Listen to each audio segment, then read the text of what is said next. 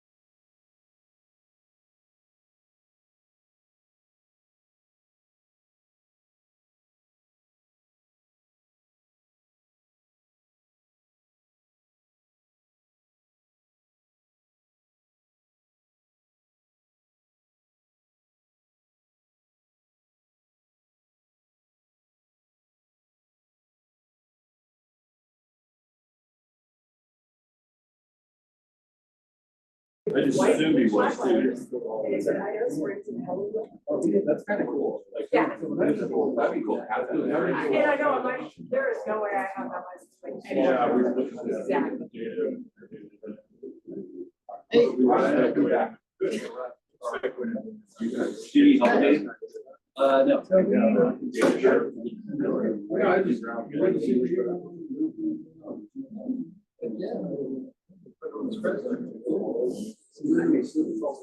Oh, I'm so sorry. Isn't that hard? Yeah. I know there's been more than. I'm just got back from. And that's beautiful. Yeah, and see, I feel like no one's. And then at the end.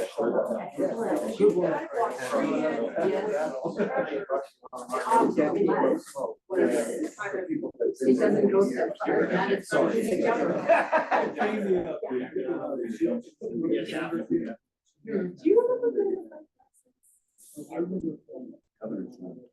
Do you remember As you governor. Yeah, because that's not, so you get that. It's working. Of course. Anybody else here yet? Just this portion, that's all. I think so. That up there. Okay. Evan stayed there. On the thing, there's a, you show you, and you constants only, they'll show them. Get the manager's face. It's about settings. Oh,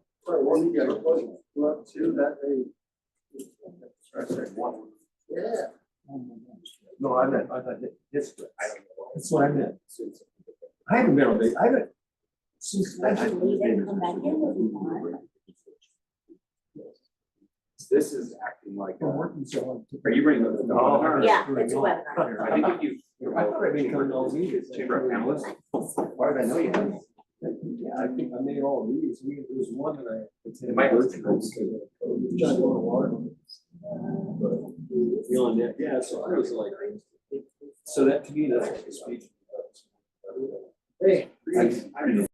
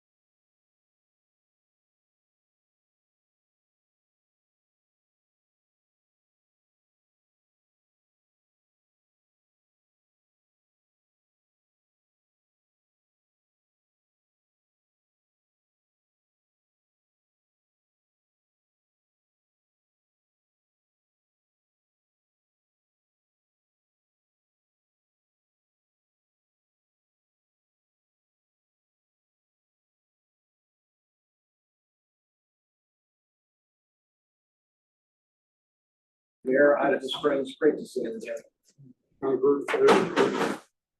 Lee David, Clear Clear.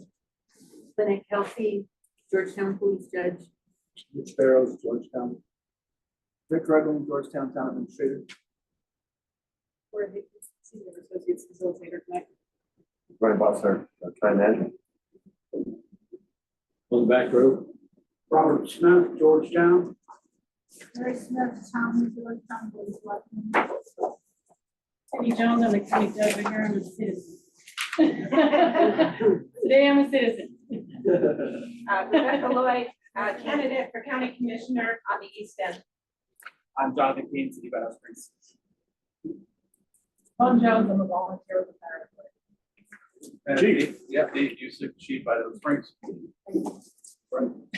Oh, and Andy Marsh, Idaho Springs City Administrator. I think we got everybody in the room here. So I think the first thing we're going to do, because our consultant on the agenda, you'll note that the first, the agenda overview, the first thing on our agenda this evening will be the survey consultant, because he has another conflict later in the evening. He needs to get out of the meeting as soon as possible. And then Peter Lippman will answer some questions from the last meeting regarding certain legalities with regard to different government structures and so forth. But we'll revisit the final vision, values, take a break, and then get into funding, and different aspects of funding, and then next steps. And but primarily Laura is going to lead us through all of that after the first item. So I'm ready to hand off, and I can sit here and go with some food. Let me just say, I had a conversation with Bill Ray after our last joint meeting. I know we discussed whether or not, if we want to do a survey, what's the right timing of that, given we're probably not surveying with respect to the actual election. So how do we stay clear of the election? So Bill and I had a conversation about that. So I think Bill's prepared to kind of offer his thoughts, the timing, how that might happen, et cetera. So I will give it over to Bill.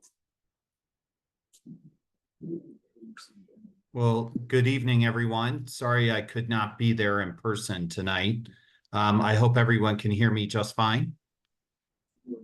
Yes. Great, thanks. So quick introduction. I know maybe a few of you in the room, Bill Ray, and I'm a consultant that specializes in working with local governments on issues that intersect with public policy,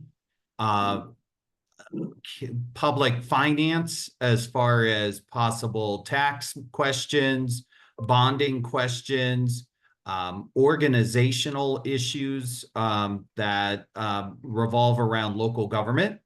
And as a big part of the work I do is I really try and educate our community about what the local governments are facing, whether it's budget challenges or an organizational issue, funding challenges, facilities needs, all those different things. And then an important part of educating our community is doing surveys so that we can get feedback from our community to learn, did they understand the information that we shared?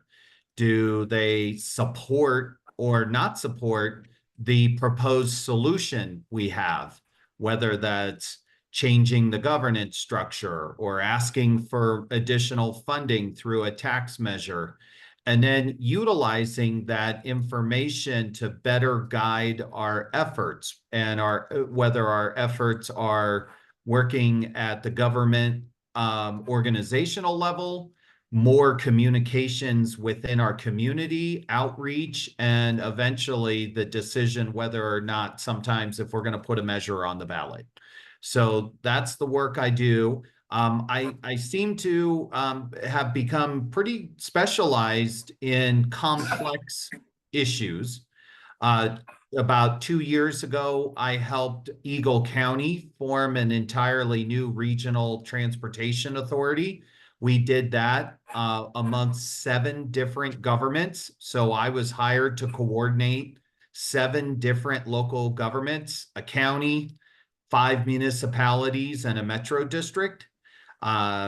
In last year, down in southwestern Colorado, I helped one school district de-annex part of its school district and annex it into another school district, which meant that we had to work across 2 school districts, 2 groups of voters, 2 school boards. You get the idea. I enjoy working on kind of complex issues like this. So when Brian reached out to me about helping Clear Creek with this fire issue, I was really excited at the opportunity. Worked for the Loveland Authority on their funding issues up there. So that meant that we had to work across a large municipality and a sparsely populated, unincorporated area. So, you know, interesting challenges there. And I think you've been, has been shared with you some of the work I've done in some of these areas. So recently I talked to Brian. He shared with me some timing concerns and wanted to pick my brain around, do we think we can do a survey this fall, considering that we have an election cycle, people's attentions might be divided, but that there's some timeliness that would make some community education and surveys helpful for you all in your decision making. And I think we can have a reasonable outreach effort into the community. Here, you know, there's important windows I think that folks have. I think when kids go back to school, that's an important window to get information into a community. And I think just after Labor Day, there could be some good opportunity to get information out and ask folks to take a survey really before that October election craziness kind of gets really into full swing. So those are some of my thoughts. You know, the fall is always a bit tricky because we have a big election. October is going to be very election oriented. And then if we push into November, then we start butting up against Thanksgiving and the holiday season. So happy to take any questions. If you want more detail, I'm happy to go deeper into that. But I know, I think you all have a lot on your agenda tonight.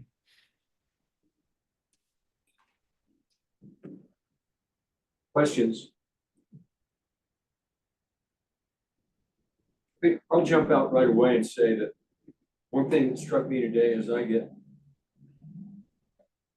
right now I'm getting at least a half a dozen, 5 to 10 texts a day begging me for money or begging me to read something about candidates, multiple candidates across the board, and that will intensify as we go forward.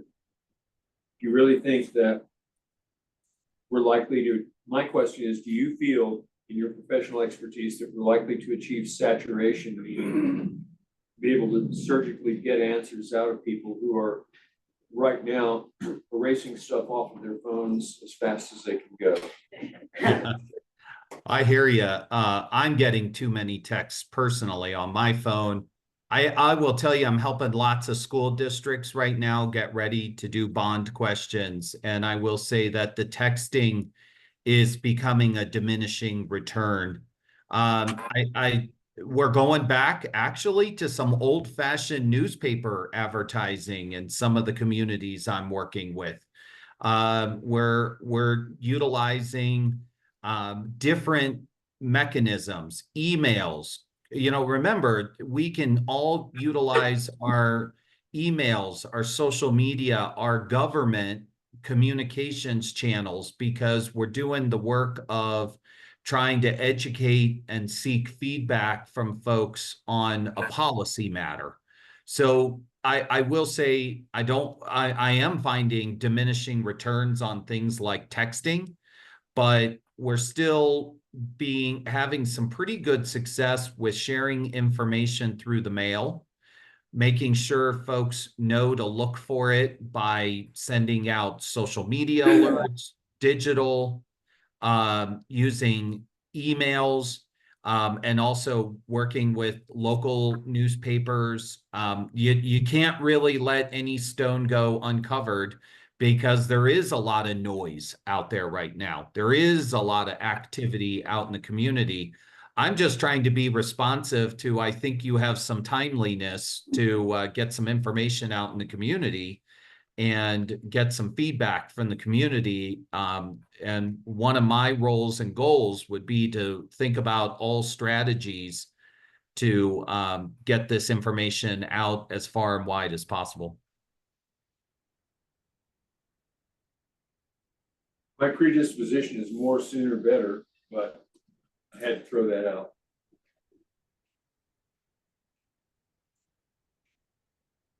I mean, you know, it's just a matter of timing, right? We have a holiday week, then if we hit it hard in July, we could probably get something out in August. But that means, yeah, we got to get moving in July and be very focused and have kind of our materials, our messaging ready to go so that we can use a window in August, especially maybe, I don't know when school starts. I should have looked into that real quick. I apologize, but I do often find that time when kids get back in school, a lot of people in a community kind of take a breath. I know I do when my kids go back to school, and it lets them have a little more bandwidth to think about things like this.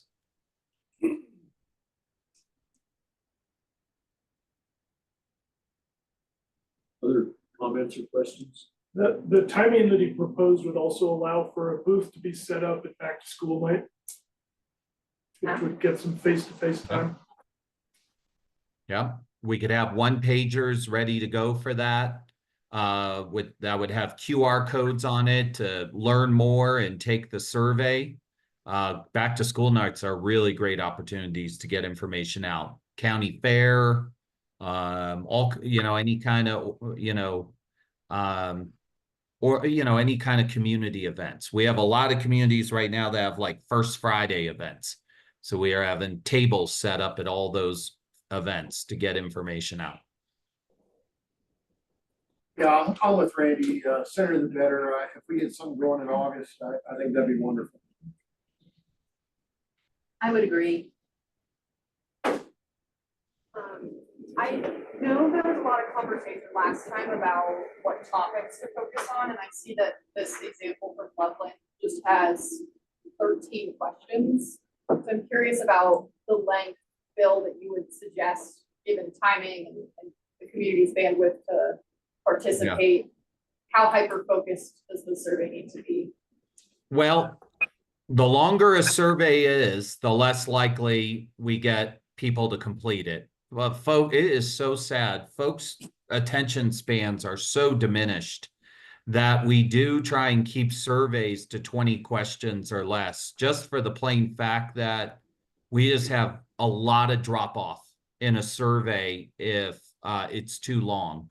So, you know, obviously I would need to get up to speed on all of the issues and the complexities of what you're dealing with there to kind of have a sense of how tight we can write a survey, but 20 questions or less is always preferable.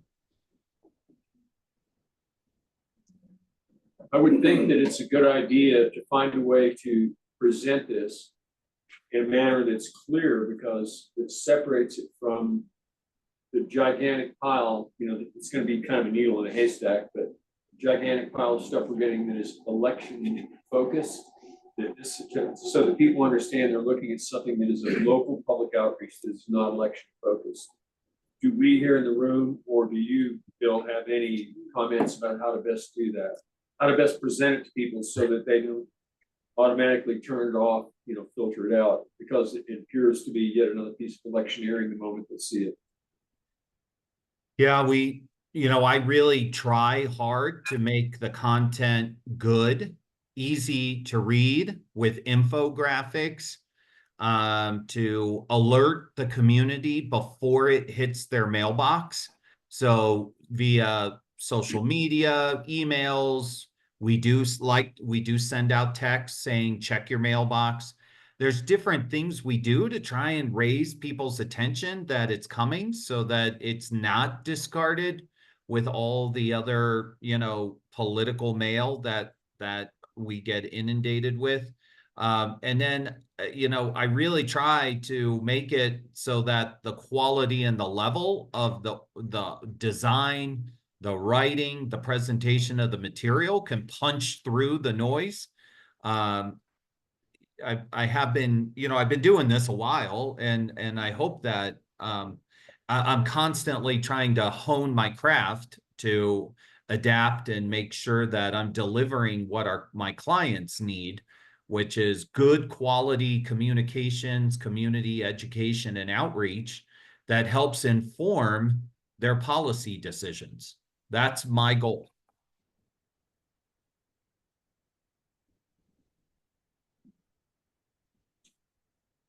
Hear this deafening roar of silence going on here.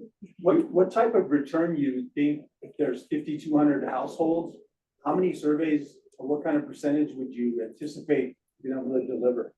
Yeah, usually we get, around 300 to 400 responses. It's almost uncanny that that's just kind of what it comes out to be. What's more important to me than an actual number, like our goal is 300 or 400, it's making sure we have a good representative sample of some of the key demographics, that we have the right balance of people from Idaho Springs versus Georgetown versus unincorporated areas. We have the right balance of age ranges across the board, and that we have the right balance of gender and other demographics. So we push out, we get the survey out there, we send reminders, and we do a lot of times in the end we get a good sample size, but at the same time we get a good representative sample. And we balance that against the voter profile, because a lot of times this stuff ends up in an election. So that's the demographics we use to target for gender, age, geographical dispersion. So a lot of times that's more important to me than like an actual like raw number. The other thing that I think is really important is I always in my surveys have what's called an open-ended question, so that folks can speak their mind, tell us what they're thinking. And really going through those and reading those and listening to the comments in those sometimes are even more instructive than the data, than the quantitative data. So that's another important part of surveys. It gives folks a feedback mechanism to speak their mind, tell us what they're thinking.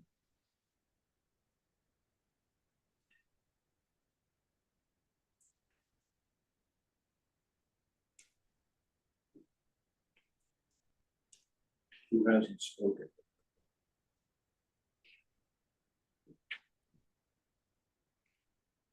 Do we have any, so far all we've heard is we should do it for the election. That's what I've heard so far. So what I really would like to do, and this is really more the facilitator's job, so at some point I gotta like toss the baton across over here. But do we have any, I wanna make sure that all voices are heard here and toss it off. Do we have anyone who is concerned about or does not think that we should move forward in a timely manner in order to get well ahead of the election? Does anyone disagree with that that's in the room? And please speak up if you do. Love to hear it.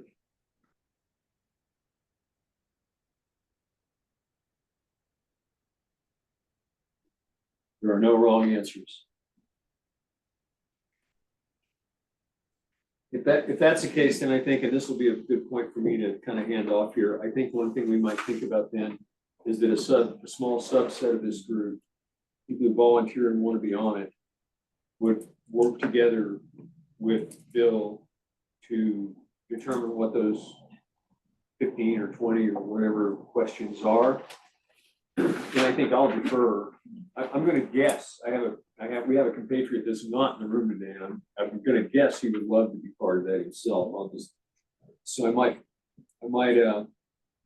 ask everyone who, there's the old, everyone that doesn't want to do it, take one step back, and then the guy that's not there is a place marker, he's still there, he's volunteered. But beyond that, though, I'm guessing George might want to, but we could talk to him when he gets back. So who else in the room would like to be part of that smaller subset that would work on the questions with Bill? I'd like to be part of that.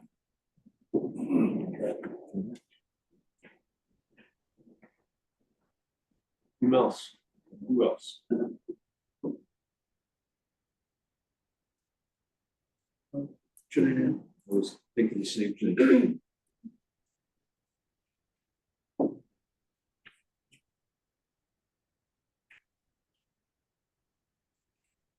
Maybe one person from each town would be helpful too, so that you capture at least one representative from each town. Yeah. You got rich. Oh, yeah, that's right.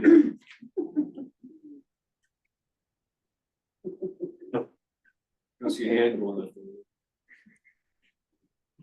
Quick question, do you anticipate these would be evening meetings or What's daytime that? meetings? Do you think they'd be evening or daytime meetings? That'd be the preference of the group. I'm happy to coordinate with Bill to make it happen. I think that's up to whoever's on the team. I'm hesitating to volunteer because I'm at maximum capacity with nighttime meetings. A daytime meeting I might be able to do. And I could check and see if someone else from Empire is available, but we just have so many meetings, I'm struggling to even think Okay, when we're- that could go. Okay, something we probably do take. Might be a possibility. I'm sure George can do that too. As we get the group, I think we can figure that part out. Yeah. And Zoom can make it quite a bit easier too, because Zoom Teams meetings. And I've got the list of, I think we kind of brainstormed a little bit of a list last time we met, with respect to topics, so. All right.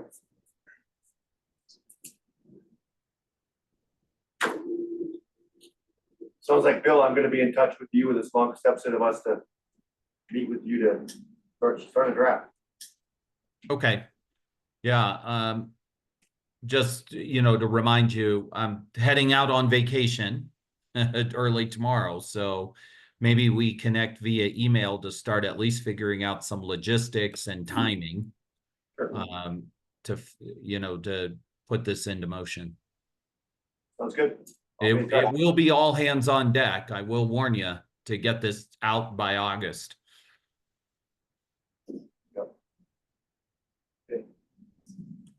So I think since this is supposed to be a facilitated meeting, and so far I'm just kind of like talking, I think I'd like to, I know the next item is that Peter Lickman is gonna answer questions, and we have a document here that he prepared, I think with some of the answers to our questions from last time. And so Laura, do you want to take it from here in the meeting? I think facilitator should facilitate. Yep. Happy to do that. Thank you, Bill, for being here and following up on the survey. I know it was a lot of interest last time, so it's exciting that you'll be moving forward quickly. Peter, we had a few questions at the last meeting held on June 5th, around your expertise, the legal expertise. So I wanted to leave space during this meeting to kind of get the answers to those questions. I guess we can start, is the document the memo? It's the same, it was the same document as the packet last time, so it's nothing that's new. He has not to do. I'll just try to see if he covers it. I did rewatch the meeting, Okay, since I didn't attend, so I took down some of the questions as well. However you want to proceed. yeah, if you have them written and want to kind of. Yeah, so from what I understood, one of the first questions was, what's the difference between forming or formalizing? Well, this is how the question was posed, but essentially, what's the difference between a municipality joining the GID rather, and versus having an IGA with the ESGID? Yeah. So the difference is if a municipality chose to join the ESGID, what they would do is they would petition on behalf of the property owners within their jurisdiction to join the ESGID. They get the signatures they need. They would provide that to the Board of County Commissioners. The Board of County Commissioners would evaluate that at a public hearing, publicly noticed. They would ask at the hearing any objections to bringing that group of property owners, essentially, basically the residents, property owners in that municipality, into the ESGID. It would then determine whether or not any objections are worthy of consideration, and then it would make a decision, most likely to bring that municipality into the ESGID via a resolution that would be certified, submitted to the clerk, and then the new boundary of the ESGID would be formalized. So that's one way to do it. The other way, and then essentially, as far as representation, it doesn't really change anything from the standpoint that at the end of the day, no matter how you look at it, under a general improvement district, the board of directors is the board of county commissioners. Now, it's certainly within the realm, the authority of the board of county commissioners to determine it's appropriate to have an advisory committee, something, to offer recommendations, or steering committee essentially to run the day-to-day in conjunction with the county manager, for example, and whoever would be hired as the fire chief, essentially. So that's one way. The other way, the IGA with the ESGID is exactly as it sounds. ESGID currently exists in unincorporated parts of the county, notwithstanding separate and apart, of course, from the Evergreen Fire Protection District. Any of the municipalities would enter into a separate IGA with the ESGID for fire protection services. That would be that. Any questions about that? Okay, then the next question I have is, what are the parameters around a Title 32 special district board? Example, number of members, representation ratio, level of employment, terms, term limits, things like that. I think that came up partially in a discussion about, well, in a Title 32, how do we make sure that we're represented? For Title 32, how does Georgetown still have a say, that kind of thing. So what I thought I heard is somebody say that you can't separate by district within a special district. That's maybe I misheard that, but that's not the case. So since 2022, special districts have in law the ability to inform the district, and then that board that is elected determines the districts, the apportionment of how those districts are to get equal representation, and people then run within those districts. And that is how it's done. So you can do that. That's one aspect. I also want to preface, now that I'm telling you all this, that this is my research on behalf of the county, the county, and I encourage you, of course, to speak to your own attorneys because they may have differing views. The other thing I should note is that, for example, we move towards creation of a special district, we might at that point want to consider having special district council put that all together for us, rather than one entity handle it, especially because that's their focus and their expertise. So that's something to keep in mind. So as far as that goes, you can elect from districts. Board members have 4-year terms. Okay, I thought I had heard somebody say 2-year terms, but they're not 2-year terms, they are 4-year terms.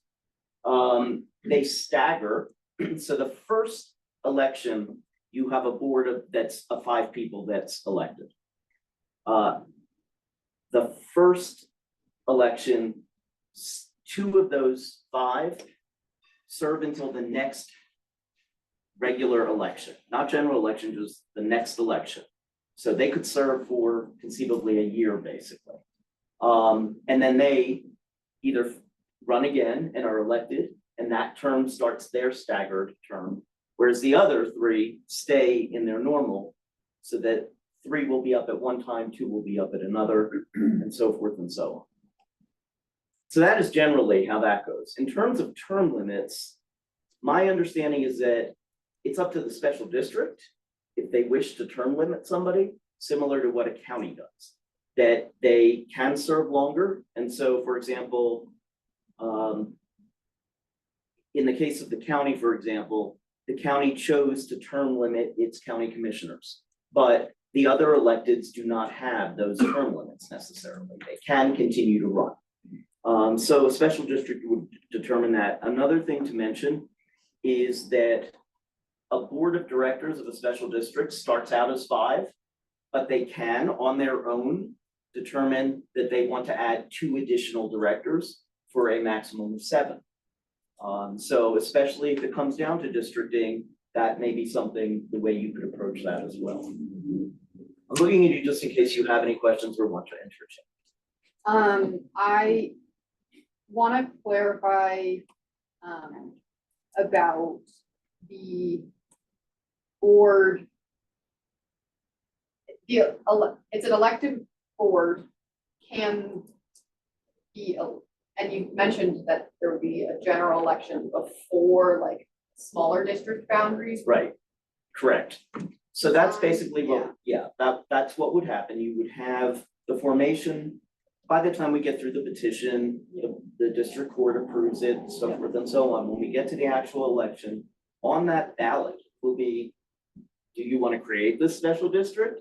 And do you want to elect these various people for these positions as a whole, is how it would be. Then they sit, they determine what they want to do as far as creating those special districts. I think it's reasonable to think that ideally you would have people that would be open to considering representation of all the municipalities. Yeah. Again, that's a political thing that ends up coming in at that point. Yeah. Because I know I heard a clear interest in that representation. Yeah. From all the municipalities on whatever oversight. Right. So I wanted to, thanks for that clarification. So No, that absolutely. it wouldn't be necessarily guaranteed. Correct. It wouldn't be. It would be up to the voters. And that's exactly right. And that can run both ways. Clarification on that? So Peter, did I hear you say that the board is first created and then the board, once it's elected, could choose to divide up the district by sub-districts or by? Exactly. So what it would be is they would meet, the board has to establish, it will already have a service plan, but it will have to establish its board rules, procedure, things of that nature, all the organizational aspects of it. It can at that time, or decide we want to expand the board, or we want the board to be apportioned so that in the future, there's one person from the Georgetown area, one person from Silver Plume area, Empire, and so forth and so on. And that any future person that sits shall sit as a district. The voters do not have to approve those districts. That is entirely the board's decision on how it sets up its districts, consistent with law, but it may do that. Similar to how, and I only compare it to the county because a special district has so many similarities. The county determines what its district lines are as well. So there's still flexibility. There's flexibility. It'll look to equal representation in terms of how many people are in a particular district. Yeah. But yes, I believe there's absolutely flexibility there. So another question. You have to elect a board, the board to make the decision on how to district. Right. So from where the first 5 board members come who are elected? So the first 5 board members come from anybody within the jurisdiction of the proposed district, which is pursuant to a service plan. So the district, let's just presume it would include all the unincorporated areas of the county, all the municipalities, basically everything that the fire authority currently covers. That's the jurisdiction. So people would run at large within that jurisdictional boundary. Anybody that's a resident within that jurisdictional boundary could run for election. So a difference is right now with fire authority, as part of some, I recall when we were considering composition of the board for the fire authority, it was, does somebody have to be a resident of the municipality to be appointed, or could they just work there? That type of thing, things of that nature. So here, it would be like every other election. You would be a resident and you could vote at large. But there are no districts in that. No districts at that It's one point. giant district. You elect 5 people at large from wherever they come within that district. And then you rely upon that group to come up with a sensible plan that creates some kind of a geographical other kind of representation Yes, after that. yes. Statute does guide a little bit of that, by the way, in terms of creation of districts and the representation, but geographically, it can be however you gerrymander it. Those just to ask it a different way, those sub-districts cannot be set up. Ahead of time. My understanding is they cannot, that it is the sole responsibility of the board of directors based on the statute. I am not a special district expert. I do not want to represent that I am, and indeed, a special district expert may say differently. Do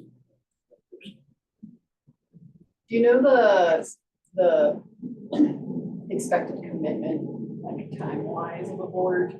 So- Board member? Right, so a board member has a term of 4 years, and then they can choose to run again. If a board member chooses to resign from office, the board of directors of the special district appoints the new board member to fill out that seat until the next available election. And at that next available election, that person will continue to serve the remainder of the person who resigned their term. Similarly, a board of directors can actually remove a director if, for example, they missed 3 meetings in a row. They can set those kind of rules to actually remove that person from the board, notwithstanding that that person has been elected. But So it's much got, like a school district does. yes, exactly.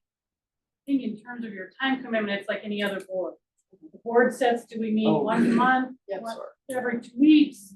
So, I mean, it's gonna depend on how they set up the district and what the elected initial board makes that determination. I'm sorry, I must have, did I misunderstand your question? That it was still helpful information. Oh, yeah, oh, well, I apologize, I should note that, Yeah. a special district is expected to have approximately up to 28 meetings a year.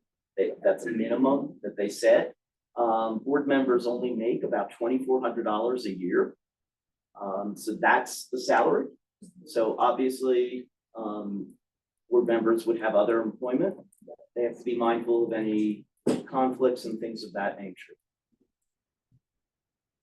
It's mostly a volunteer position, but it's not a moneymaker, Yeah. obviously, but board members can, I mean, and most of the people who run for those types of positions have an interest in it and want to do that type of work and be involved. It's not, they're not in it for the money. Okay. Any other clarifying questions about the special district kind of composition of the board? That was a large. I think there was one more question. Now, I don't know if this was, if I'm understanding the question correctly. What is the current CCFA board representation ratio? Yeah, that was.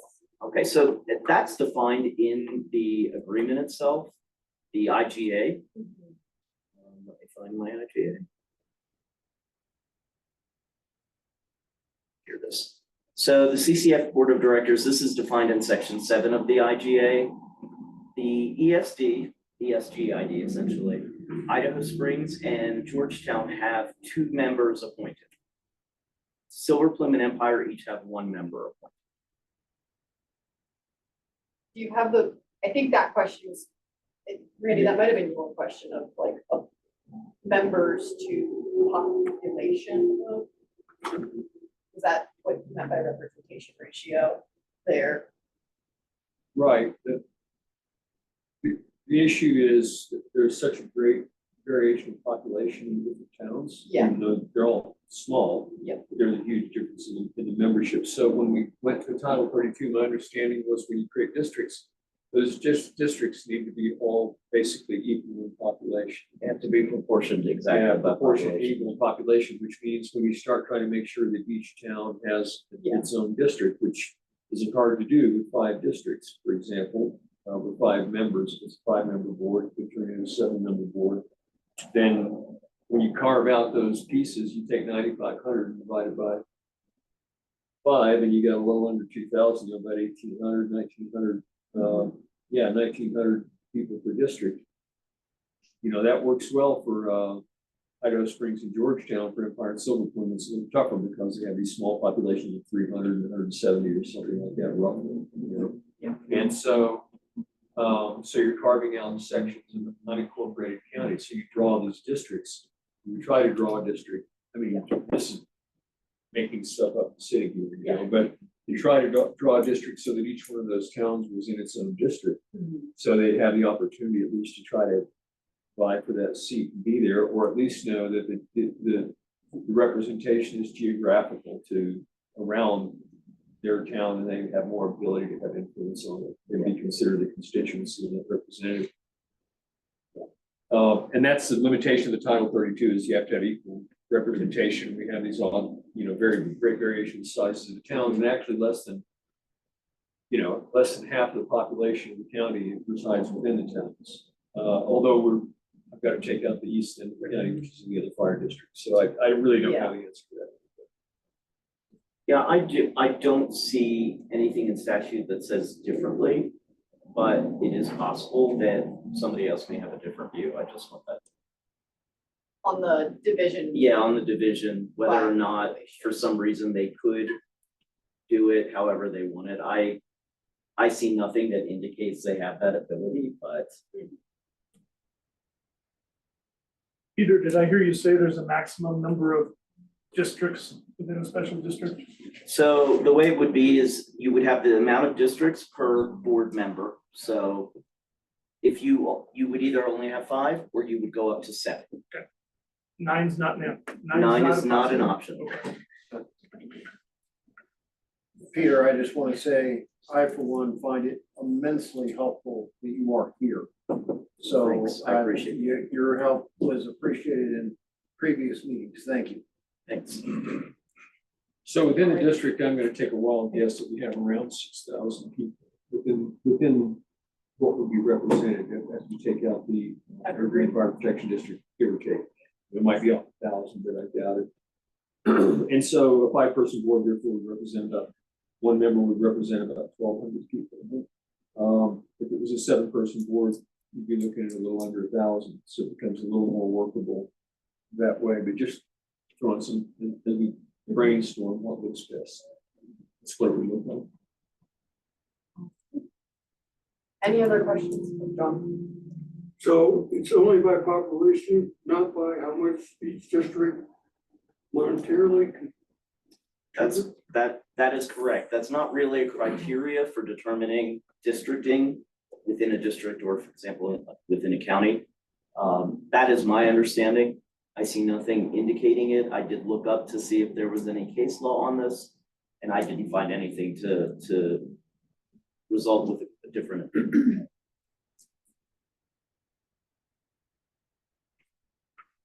I'm actually happy because, you know, it seems to me that it would not be very equitable if we went on finances. Like you might have more representation because there was a wealthier part of the community, and that I'm happy to see it's populated. Right. And I do feel that when the petitioners and the boards get together to put their service plan together, one of the things that they can express in that is an intent of what they would like to see in that.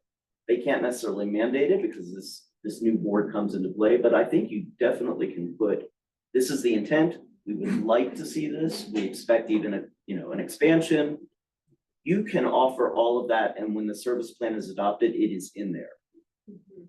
Doesn't mean the intent aspect is necessarily binding, but it is absolutely something you can put. Would given that the Title 32 district has the ability to set its own mill levy, one would imagine that it only would apply to that district, and therefore the east end would not be paying anything into it. Is that? That is correct. So the mill levy and the sales tax would only apply within the jurisdictional boundaries of the new special district. Okay.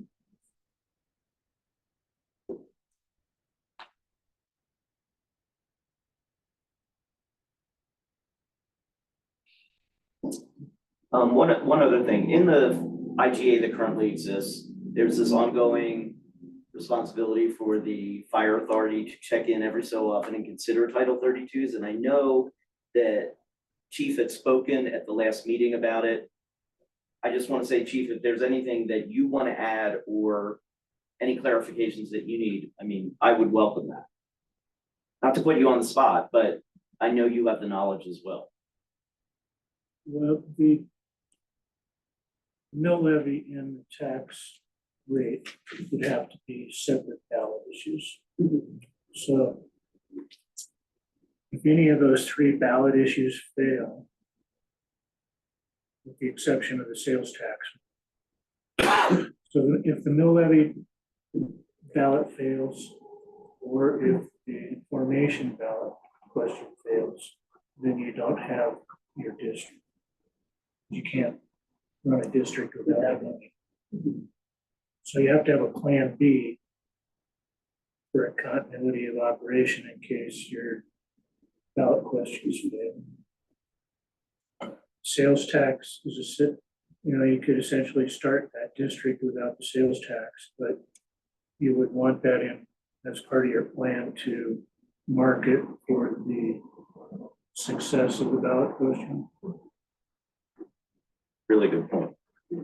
So your service plan, you would want to know what those numbers should be before you start your service plan. I think it's important to have, in creating a special district, that you have a very specific, very good plan that gets out to the public, so you can have a successful creation of the district and the mill levy. If people don't understand it, they're not gonna wanna say, I wanna pay more mill levy and the taxes. So, I mean, Chief Babion is absolutely right. You have to have those things together. But it's really important to spend the time in preparing the creation of the district and not rush it so that it doesn't fail. I mean, if you're gonna put in the work, you want it to be successful. And so it's really important to take that time to get the district preparations and the information out there in a very positive way so that it doesn't fail. It makes a lot of sense because I know the way I feel when I look at a ballot. You know, tend to vote tax measures for good things.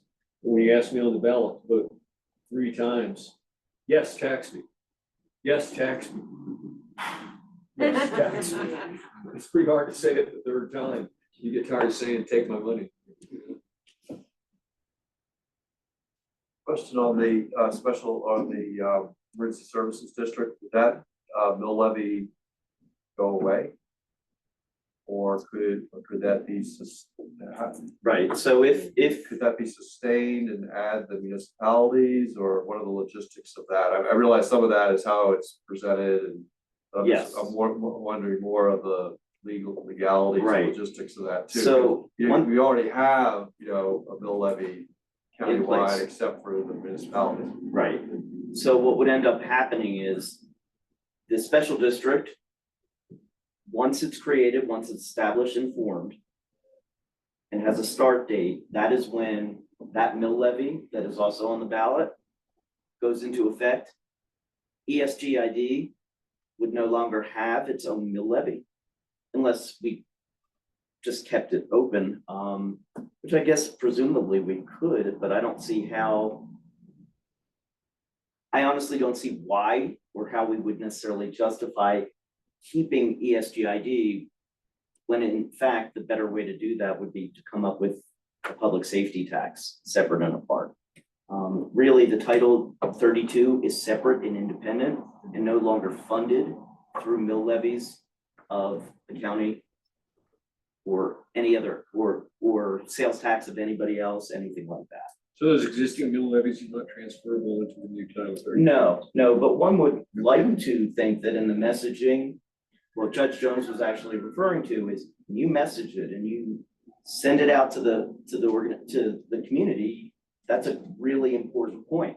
Look, you pay this amount of mill just for currently what ESGID is and what the municipalities put into the fire authority, and you won't have to pay that anymore because we're seeking this. And that it will, it'll be a swap, but there's also likely to be, I expect it would be an increase. I think that's realistic. So the ESGID in a special district would not coexist. exist. They really wouldn't, because there wouldn't be any point for ESGID to exist anymore. Now, if we ended up changing the service plan of the ESGID, it's something completely different, I suppose we could, but keep in mind that any expansion that way would probably mean that it would go into emergency services. And that's something that the Title 32 could also contemplate down the road. To absorb. What? To absorb. To absorb, yeah.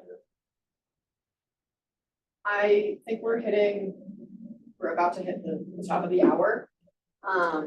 And we're getting into the funding options and that's the subject of our next agenda item. So I want to give everybody a break. We can just start with the final vision and values because it directly translates into how we'll frame our discussion of funding options after the break. Yeah, so thank you all. Great questions. If you have more, we can definitely take them down and keep Peter busy. But yes, recommending a break. Want to do 5 minutes or how long? Let's do 10. I was gonna say 8, but. Everybody, there's plenty of food over here. Please help yourself if you would. We'd love it to get eaten up. Thank you.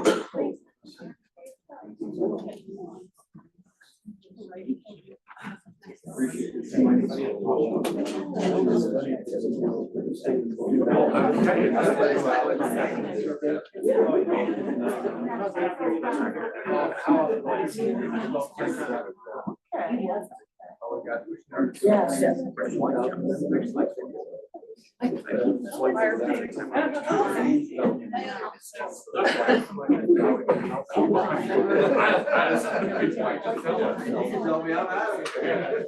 thank you. I'm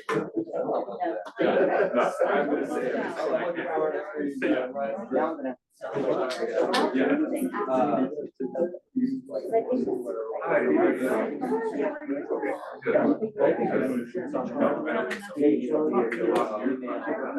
I just want to say congratulations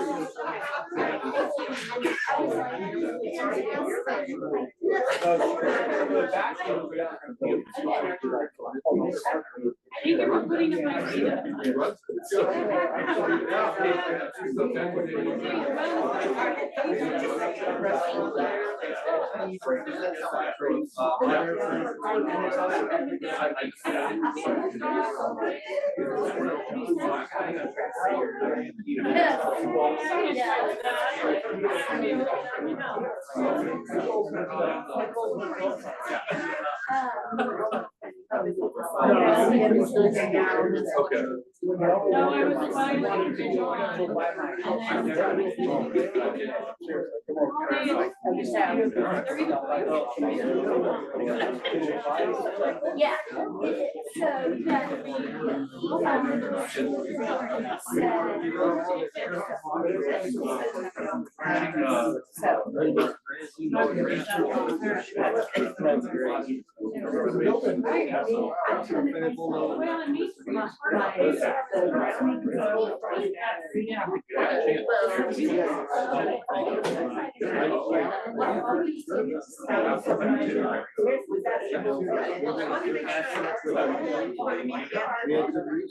Yeah. Yeah, I would be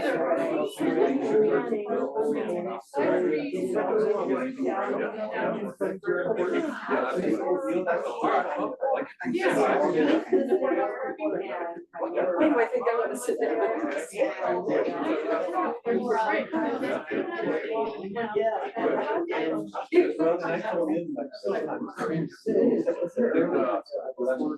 Oh, yeah. I mean, I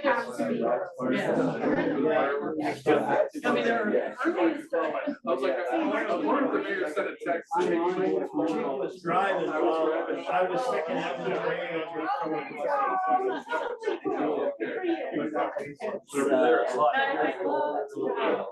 I grew up here, I used to be in the parade all the time because my dad drove the fire. So I got to ride the fire truck. The best thing. Forest Service was. But it's just the best. Oh, it is. My phone. $20 if you get us ice cream. $20.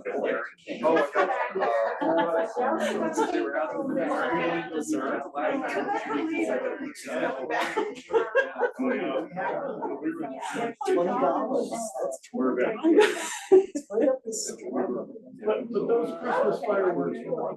They work now.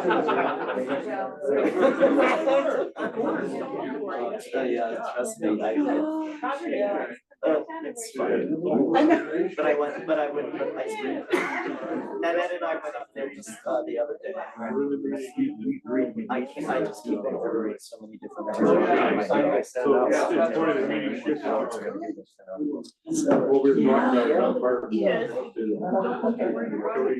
I don't. I'm like, I'll have a hot dog today, and I'll have a that's where exactly. Yeah, that's kind of like. Actually forget that they have ice cream. We were trying to get ice cream somewhere else. Oh, yeah, Gary came right down. Oh, yeah. And I like, so I have a milkshake there. Well, you had a it's like, you get some chocolate milkshake, I'm like, so they have a Samoa's milkshake that you can add peanut butter to. She's like, I like chocolate. I'm like, Oh, I don't know. yeah, how do you not? I would be there every day. Yeah, you don't let me out. That's true. It is really. That's what I'm mad about now. I know. I apologize. What is the development, somebody's developing, what is it? West side of, yeah, south side, yeah. That looks interesting. That meadow state does.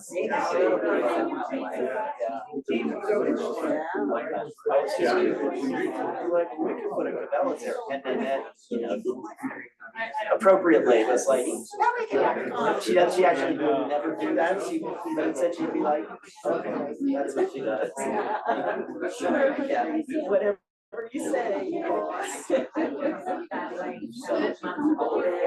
But it is pretty spectacular.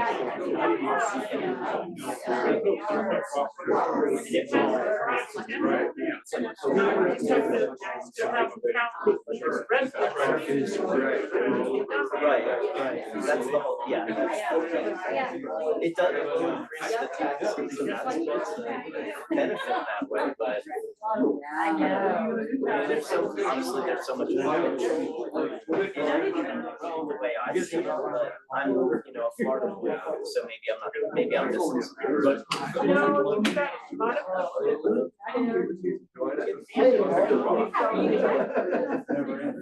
feed I them. don't know what she's got some victories to celebrate. Yes. That doesn't feel good. Anything worth doing, do that.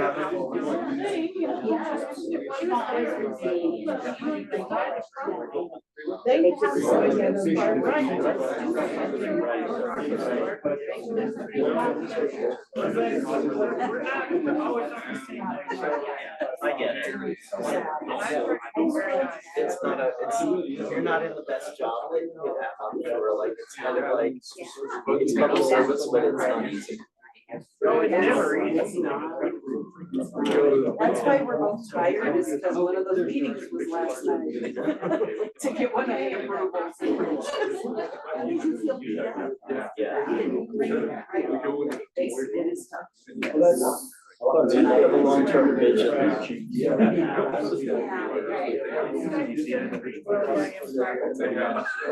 oh, yeah.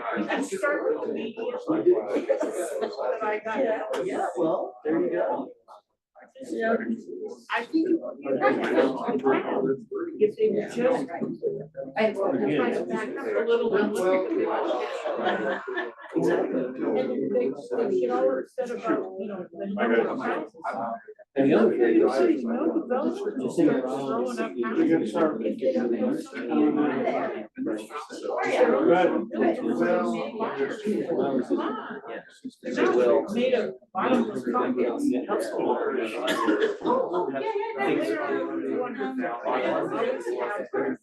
whole problem when we lost the water was in one house. And the fact, yeah. And the fact that I've been trying to.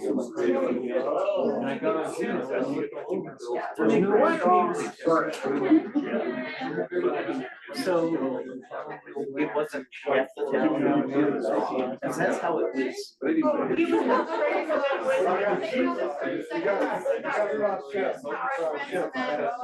Grandfather to reduce all the stuff, right?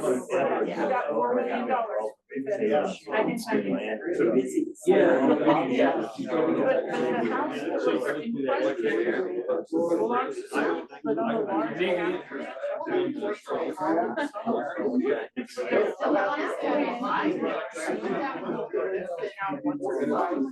could haul in there.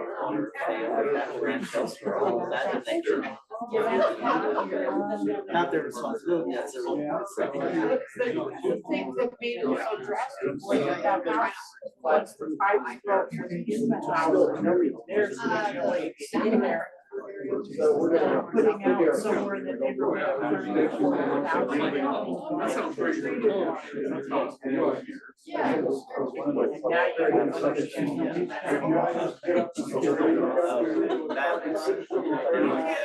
The hole in the dam to put your fingers in, So with the, have you already figured out contractors? That's gonna be. Yeah. They wanna start. Well, and then and that would support the development. Yeah, everyone's worried about, oh, we have this aging infrastructure, we can't add any more houses. Well, it's gonna be almost brand new. Literally half of my thing is brand new. Last year we had a brand new treatment plant. It's no longer any. Back together. They have, everyone has PTSD. So anyway, it was Probably will be for years. You know, God forbid we flush two hydrants and they'll get 3 little brown kernels in their water. They just lose great. Yeah. They said the pipe, it's just moving the water in that manner, loosen it up. It's fun. That's one word. I couldn't say the other word. You did very well. I'm proud of you. You talked too much, Jim. So we talked last time about the vision and values that'll help decide, kind of like help us navigate how to compare these different governance options. And when it came to funding, Well, it's,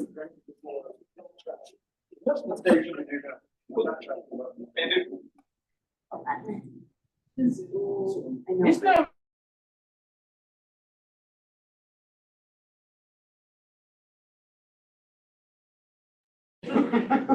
Okay, now we'll try it. No.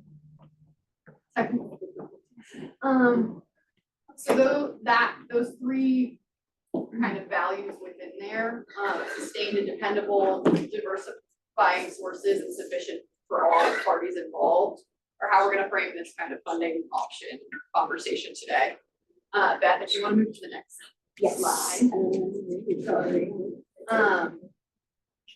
Part of Peter's memo was about taxing and revenue, under the three different structures, and I guess I'll give Peter a moment. I don't know, this is my summary of your memo, which is. I'm having a summary. moment right now, so that's awesome.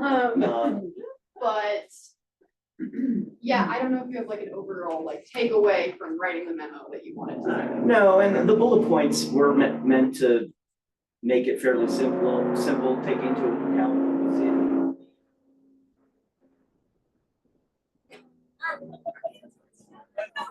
The mission CIT report. So there isn't a ton to add.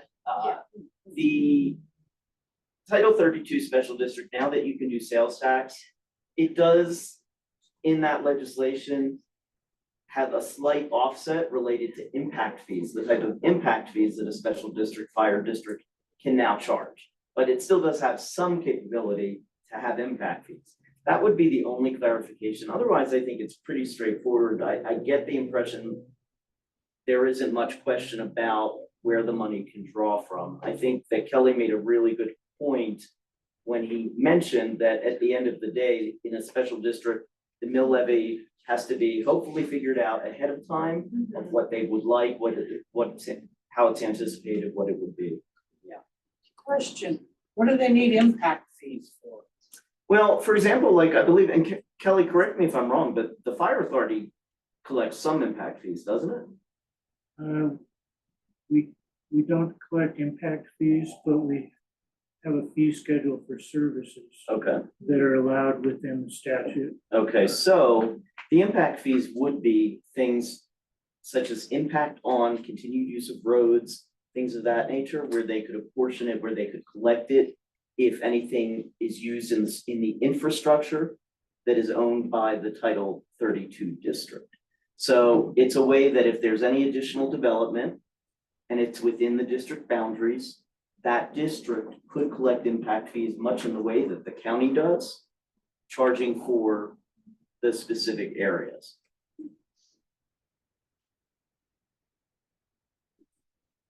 The current ESD has an impact fee that was put on the Saddleback development, now it's first platted out. So for each lot that sells, there's a portion when it comes to the ESD. And that's like how I was thinking you collect impact fees, but it's not technically you, it is the ESGID that collects it, but that is ultimately gets passed through to you, exactly to you. Yeah.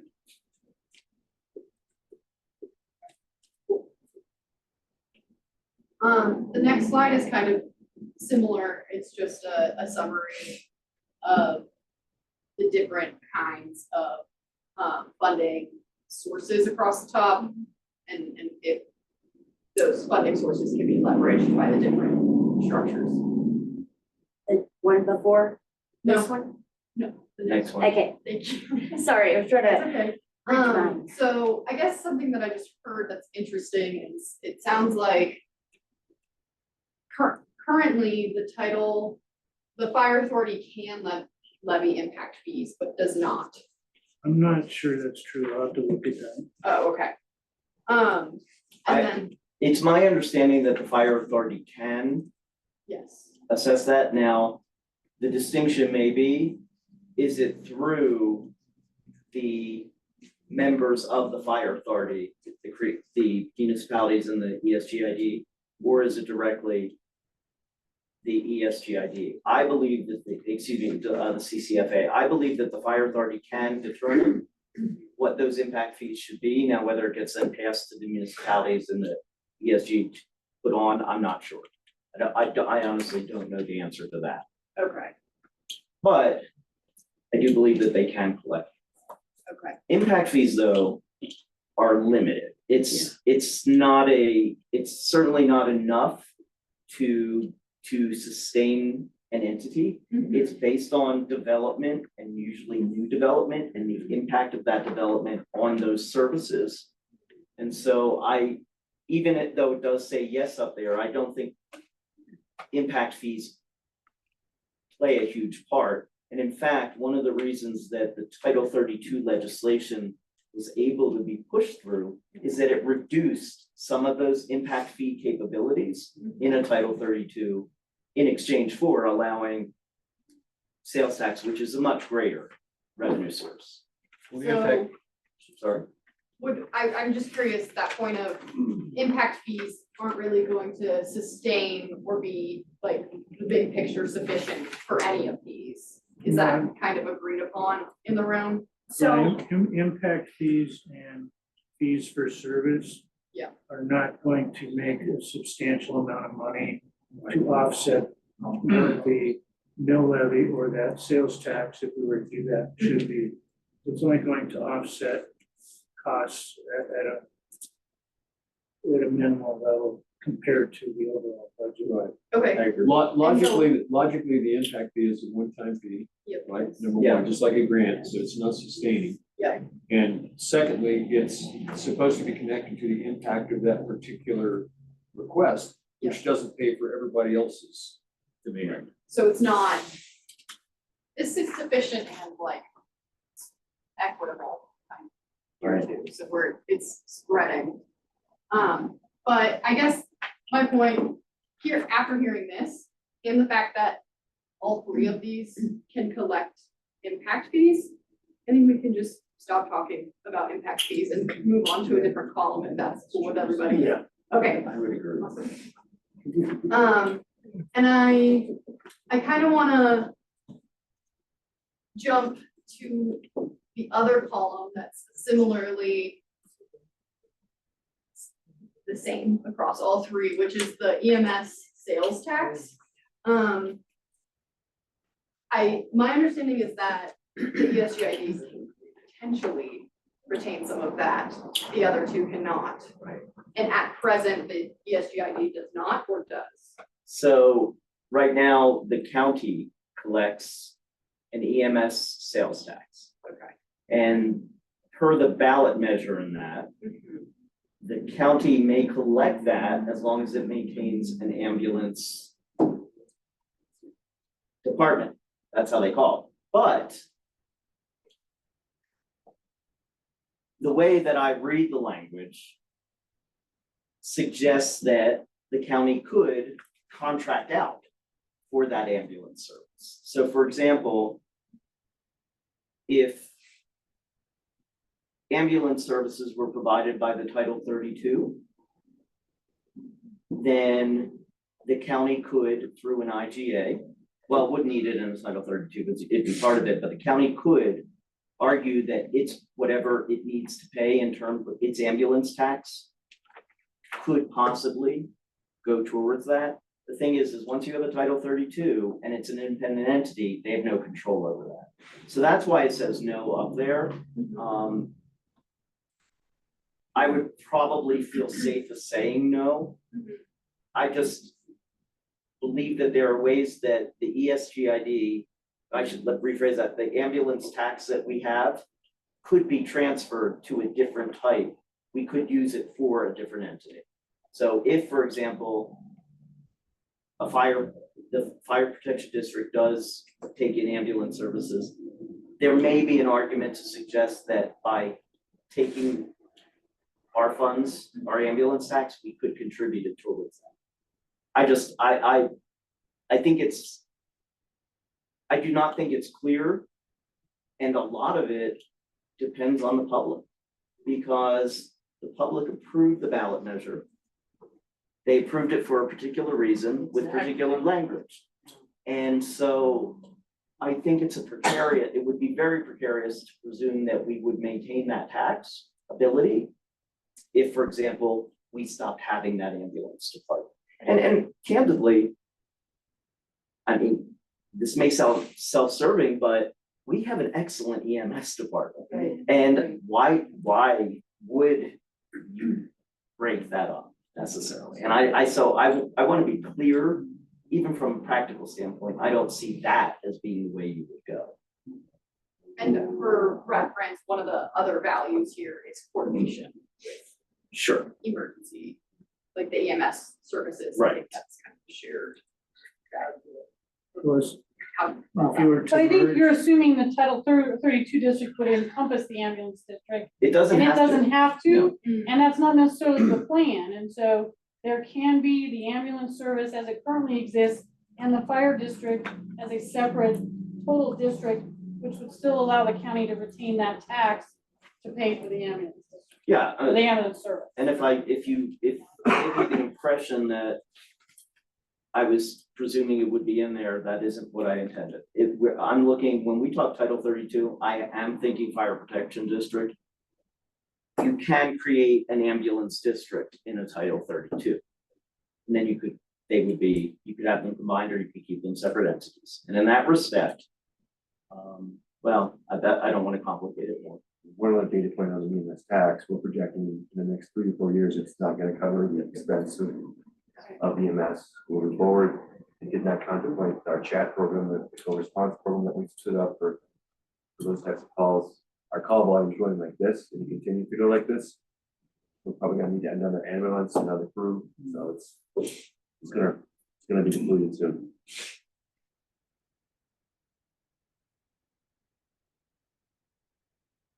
Any other questions about that kind of interface of the EMS sales tax? I think for the purposes of this conversation, Title 32 special fire district is the scope we're looking at.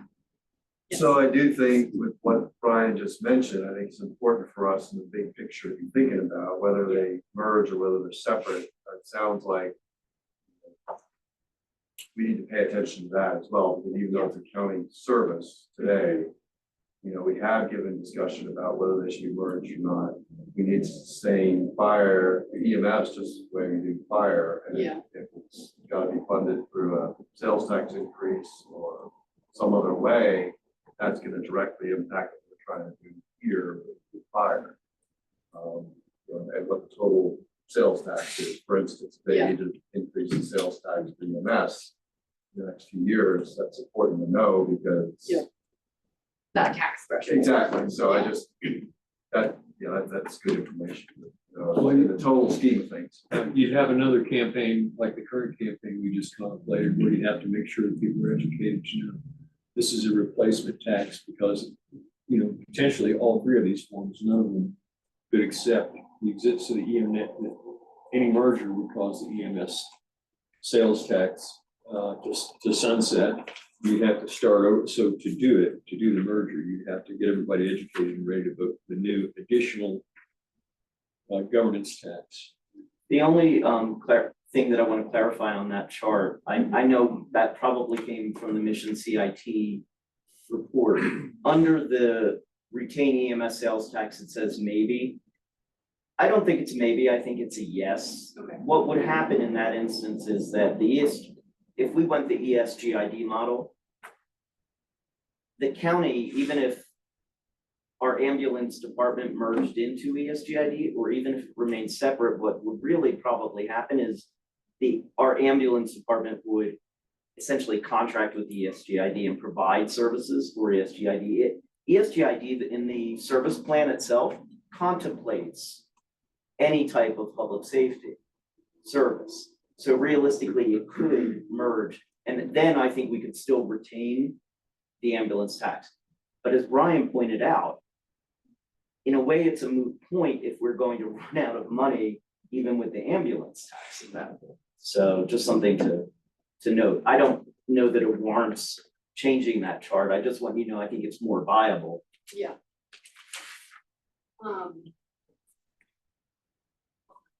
Thanks for that clarification.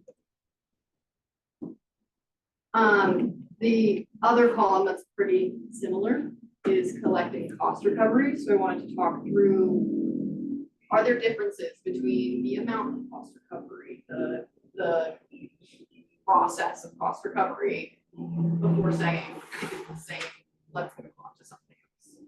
So any thoughts on that or any clarifications on that? It put a Title 32 special district collect more cost recovery than maybe ESGID. How does that work? And if it's equal, we can move on. I just want to make sure that we discuss. It's equal. Cost recovery is very similar to impact fees. Yeah. It's in the $30,000 or $40,000 a year range if you get 50–60% recovery, which is almost impossible. Mm-hmm. So while it's in the chart, it's almost like how you pay for part of your fuel and then you still can't buy lunch. In reality, but it was put in the study as a miracle funding stream, and it's not. It's literally how you pay for tires on one or two apparatus, you pay for the fuel, and that's it. That's your money is expended. That's only if your recovery is good and people's insurance doesn't, they don't fight it and they pay the bills, which is currently not the reality. Cost recovery in Colorado for CSP for hazmat and us is dismal at best. You have to have staff to do it.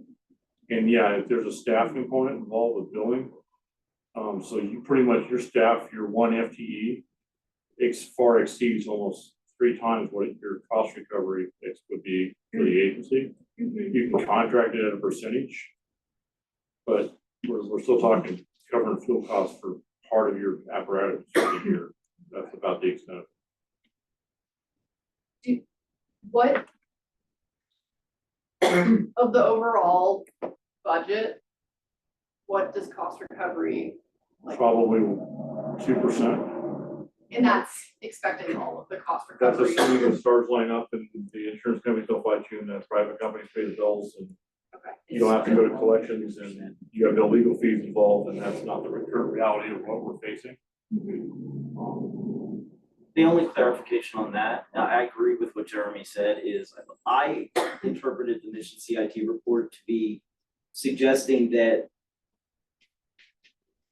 while you can have cost recovery in all of those, any changes could perhaps maximize the efficiency and maximize the ability to bring in. I don't know ultimately how much that makes a difference. I think Jeremy's on point with that. And I think that's much more of a management aspect when you're considering reforming the fire authority, what that looks like. But it's certainly chart-wise, impact fees, cost recovery are probably negligible in terms of what the overall picture are. The other part of that study is part of their cost recovery projection was that we get a cost recovery from our way to provide EMS service along with ambulance, which on paper probably makes sense, but in the reality of Medicare and Medicaid billing, we would negatively impact the ambulance employed for cost recovery for their current operation that needs every dollar they can get to continue to grow and provide service at the levels they're providing. So we would end up having a negative impact to services on the EMS side just to cover the bill for our services. Currently, EMS does a very good job of replacing our medical supplies used because they can bill for it.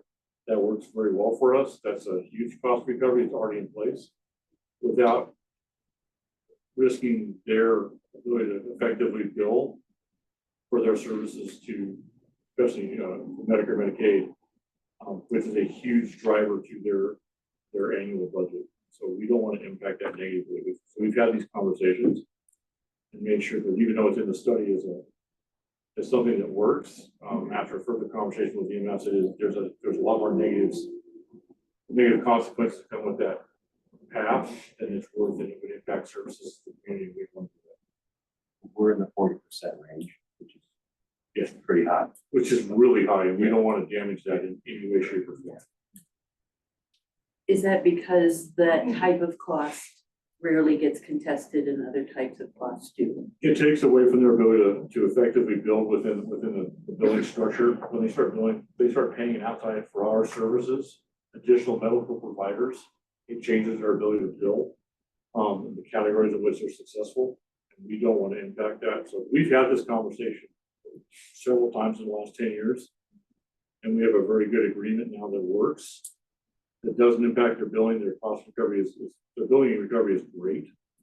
And we don't want to impact that. We don't want to cause any long-term effects to our ability to provide EMS services. Just to get paid for checking blood pressure essentially. So it sounds to me like similar to impact fees. We can kind of move on. Okay. Let's talk about the mill levy.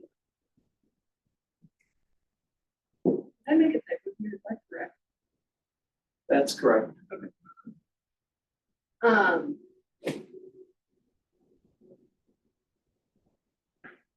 So that is a fee that could be collected by a special district and is collected by. Yeah, so I think that's, while it's correct, I think it's misleading because the fire authority is sustained by mill levies of all its member parties. Okay. So although it cannot collect it on its own, it cannot put something on the ballot on its own, it benefits from mill levies. So I think we presume that it's sustained by mill levies, whereas a Title 32 has the benefit of now collecting not just mill levies, but sales tax. The ESGID has a mill levy, it may not collect sales tax, but the county can. And similar to just the same as municipalities can collect sales tax, there's nothing to prevent us from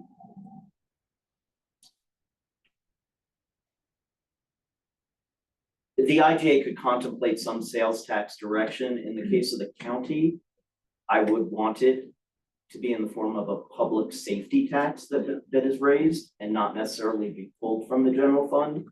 But right, so, but certainly it is certainly it could, something could be done that way. So it's not necessarily accurate to suggest that sales tax couldn't be used to sustain the current model. It's not ideal. And from the county's perspective, I think it would have to probably be a public safety tax where we then send that to ESGID or, fire authority, however. Well, I would end up saying it would go to ESGID and then ESGID would pass it through. So it would probably be good to consider that and bring that ambulance tax into that and make it all one. And make it more, so it's more sustainable for a longer period. So So can I just Yeah. restate that, or state it another way, so so just like the EMS tax, the county could assign that to a fire district. The EMS tax could only go to the fire district, assuming it's an ambulance district as well. Okay, right. So that, I think I heard, so the current EMS sales tax I'm about to say, this is it could continue to exist. And the county could assign, if we're merged, it could go to the Title 32 district. If the county chose to assign it, is that right? It's not, I heard not desirable. No, it's, I am concerned from the standpoint of the intent of the ballot language. Okay. When that was created. Okay. And I could see a viable argument on behalf of a member of the public to say, you don't have an ambulance department anymore, you shouldn't be collecting that. Okay. It would be safer to do what Kelly just said. Yes, it would be much So- safer to do it. To go back to the voters, say let's rescind the EMS tax and create a public Right. safety tax, that's larger than the EMS. Yeah. But the ESGID cannot have its own public safety tax, that would have to be That's a county tax, county tax, and the county may divert it, right? may, when it does its own ballot measure, sometimes they, the way they did in Mesa County, for example, Okay, they apportioned, we're gonna give this percentage to our fire district, we're gonna give this percentage to blank, blank, blank. so that's not as problematic a transfer. That's correct. So yeah, this countywide public safety tax, if the ESGID continue to exist, that's not as much of an issue. That's correct. There are only three counties that have a public safety tax, which is shocking to me, but it's true. What counties are those? Mesa County, Delta County, and I forget what the other county is, but only Mesa diverts some of its public safety tax to fire protection. All the rest goes pretty much to their sheriff's department and their EMS department. And that was fairly recent, wasn't it? Mesa was 2018.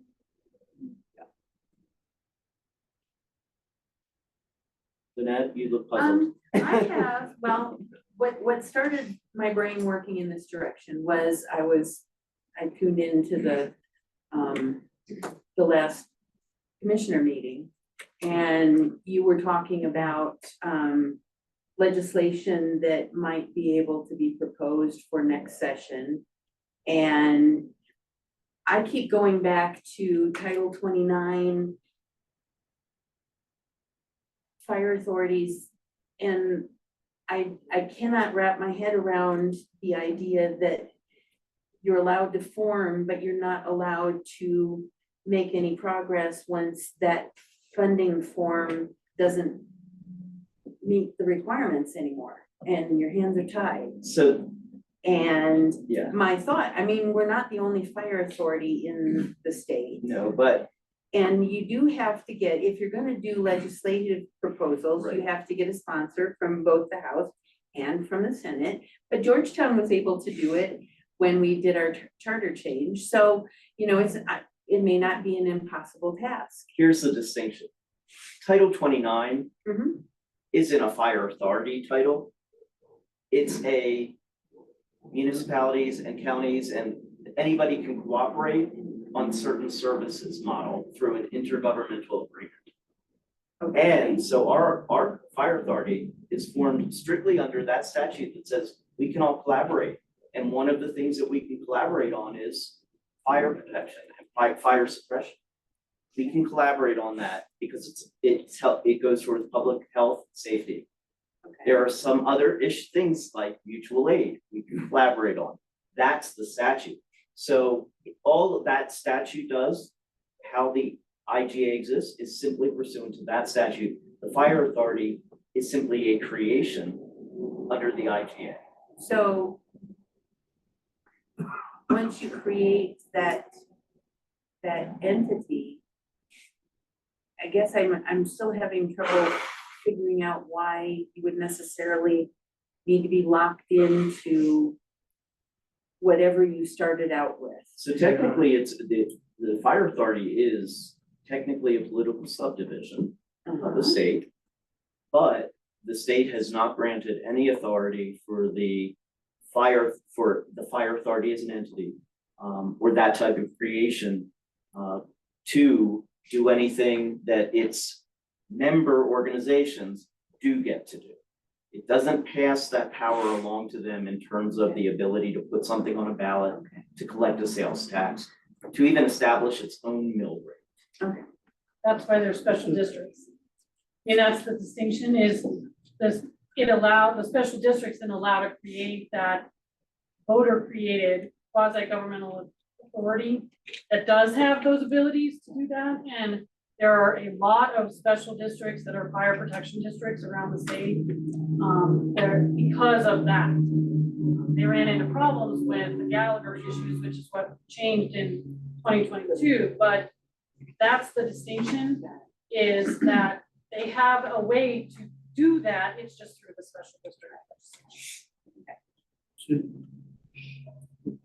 The fire, the IGA for that is the most flexible funding because the parties to that IGA could feasibly meet yearly and decide on what the formula is for the contributions to it and how that comes over. The municipalities have the most flexibility of how to come up with that funding versus the Title 32, which is only a mill levy and now a sales tax. And the ESD is only a mill levy. So when it was formed, the ESD has a set mill levy at 4.569. So the formula was that the municipalities would contribute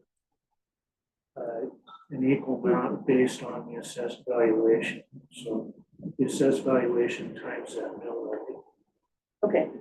But the municipalities can change that. Like Silver Plum is now got a 9 mil property tax that they put towards fire. It was a 4 point something that increased from the 4 point. Yeah, it was 4.569 and they just increased it. And any of the other municipalities could have the same ballot question. Or you can pull it from general fund, or you could, other taxes of sorts. I don't know what the list is that you put out there, but you could do your own sales tax. So much more flexible, but at the same time, it's probably a little more complicated. Well, it requires action on the part of each of the parties. You get the 5 parties to agree. Sure. So I want to pull us back to these kind of 3 qualities of sustained funding, diversified funding, and sufficient funding. And what I've heard so far is that the fire authority has little wiggle room for diversifying. As is. Fire authority itself, Yes. partners do.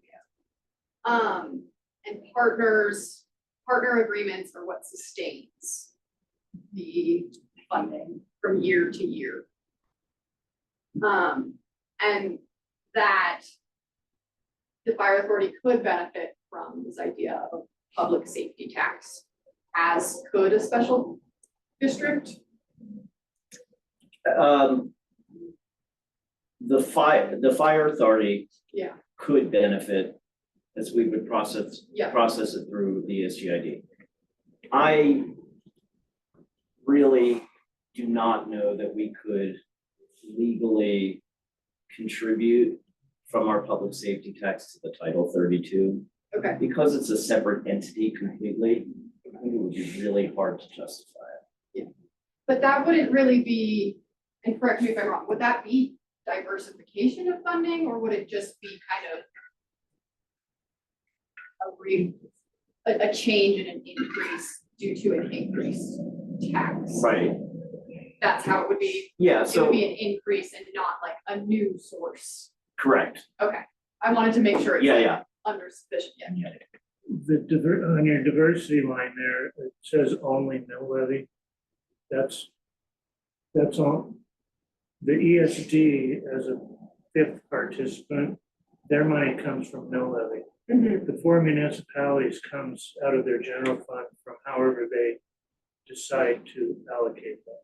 Okay. Except for Silver Plume now. Yeah, and they've chosen to make it mill levy specific to that amount. So this is from the county. And the municipality chosen, and it's typically general fund from the municipality. That's what I just heard. Yeah, it comes out of their general fund.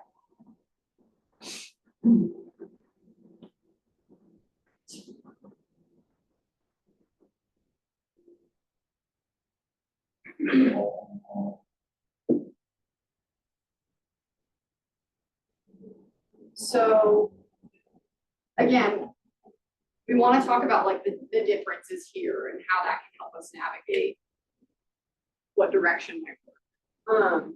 I'm curious about this general fund, and just municipality kind of blended sourcing. Is that something that would carry over into a special district? I don't imagine. No. No. Okay. No. Yes, I have to add that. Okay, so let's move into that sales tax piece. So, the Title 32 special district can collect sales tax. ESGID already does, separate from the, ESGID does not collect a sales tax. The Okay. county does, but the ESGID does not collect a sales. so we have more options here.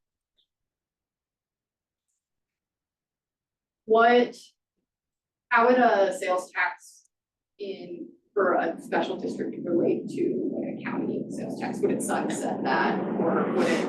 No, It would all maintain. it would be its own sales tax. Separate and apart, wouldn't affect the counties. Yeah. I think it's extremely unlikely that the county, for example, would suggest to the voters, we're gonna reduce our sales tax so you can have a special district. Especially because the county's struggling with its own sales tax right now. So I would anticipate that would just be an additional sales tax. This conversation would, of course, have been completely different but for the legislation. But the legislation has changed the conversation dramatically as to the viability of a Title 32, I think. It has to be a ballot question. So Right, it does have to be about question with the tax.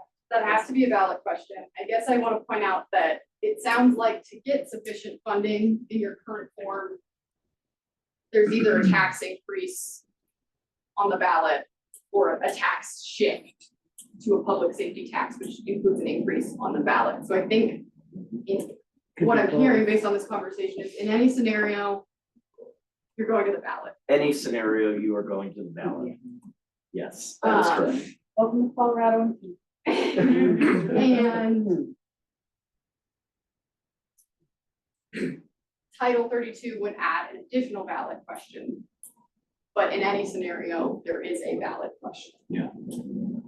And there's an argument to be made from a legal perspective, and I say this from a legal perspective, is that you go to the ballot to create a Title 32, put in the tax, it all gets factored in. Whereas the county goes separately for its own tax.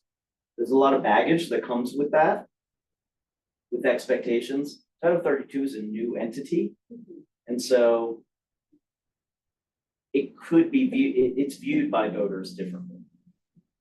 So that's kind of my political perspective with legal thrown in somewhere, but. I think that's exactly right, because when you package the special district, to create the district, you present it as the entire package. You have to sell it that way, that yes, it's gonna be a change for mill levy, yes, it's gonna be a change for tax, but it is for fire protection district, and it's a package deal. And you do have to sell it differently, and they do look at it differently. But you do have to package it in that way to get all of that to back. And I love that the two lawyers in the room, and there may be more, if there are, I'm sorry. Oh, hi, sorry there, well, I like that we chimed in on that. Taxes are typically, and the county, I think, is struggling with this now. Yeah. It's hard to get people to say, I want to pay more tax. Okay, and so because it has to be a valid question, you have to really plan that out specifically to sell it in the right way. And so that's why what I said earlier about packaging the special district is you have to spend the time. It takes time to get it all set up and have it be very planned in place and have it very specific to sell to the voters so that it will pass. Because you don't want to spend all that time and money with, special district lawyers, and they write the ballot questions and they spend a lot of time getting that together and have it fail. That's gonna be different than asking, for a different sales tax from a different entity.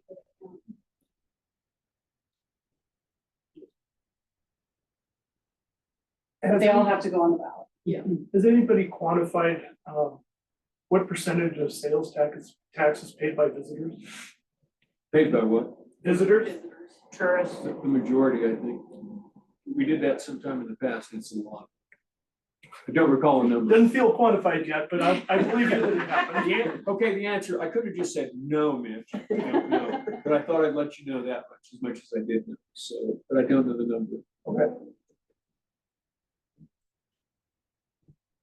I think that's how, part of the consideration is the electorate has to pass it, but, that's part of how you sell it, right? Is that the visitors are impacting all of these services in a very significant way. The calls are up for fire and EMS through the roof. And so, but those people aren't really paying for it unless they're paying some additional sales tax. And so the challenge is to convince the voters that the visitors are going to end up paying for it through that. And so that's not an easy sell all the time, as I think the county can attest. In many counties, not just this county, but that's the challenge, because the people that are voting on it still live here and would still have to pay it as well. I think part of the difficulty in answering that question definitively is that, I mean, we don't tag where people are from when they buy something at Safeway, when they buy something at the restaurants. There's no identifier to know that, but there are fair assumptions and estimates that we got, and so that's the reason for the EMS sales tax and a number of other things where we try to do sales taxes, because we're being impacted by visitors on our roads and impact into our services and so forth. And so the two things are the bulk of the sales tax that's not online sales tax is almost all of it is collected on the west end of the county. That's in a geographic area that's pretty close to what this fire authority is, as an example, which makes it very attractive for that purpose. And we believe that the bulk of it is paid by outsiders based on the number of people that you see coming through, even in the grocery stores where we get our staples and stuff like that. And then most of the things we sell here are cater to that crowd. Great amount of it. Some of our neighboring communities have been successful, messaging it as a tax we don't have to pay. Right, that's actually how the city of Idaho Springs convinced voters on the 1 cent sales tax going to water and sewer. We knew that the overwhelming majority in our case, of sales tax was paid by our visitors. So right. It was a no-brainer, really. That's true for our road and bridge tax and the EMS tax.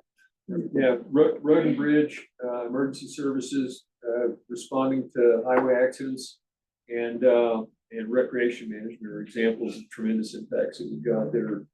They're rightfully should be paid to the largest degree by people that are visiting and creating those impacts.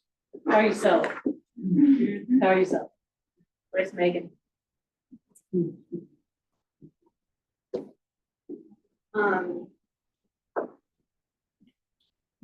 So it sounds like sales tax can leverage visitor funds, which is a large portion of your calls as well, to increase and add to that sufficient funding piece.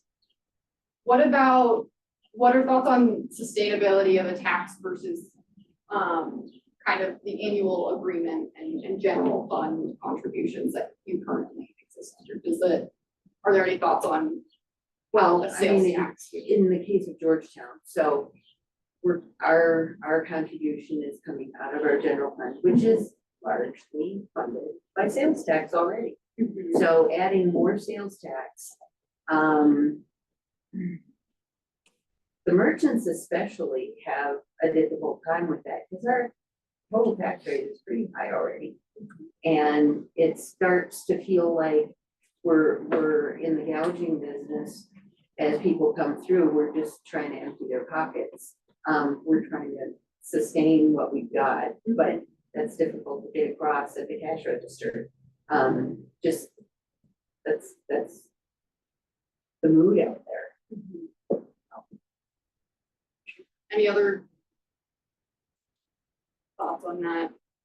It's good to know the general fund and the sales tax. I think with the general atmosphere of property tax reduction, that sales tax is gonna be the main avenue for almost everybody in every jurisdiction. They're gonna have to make up for a loss of their property taxes. Right. So everybody's sales tax is gonna go up everywhere eventually. Yeah, for a while, especially what property taxes have done in the last 5 years or so, people's reaction to them, the legislature's reaction to them.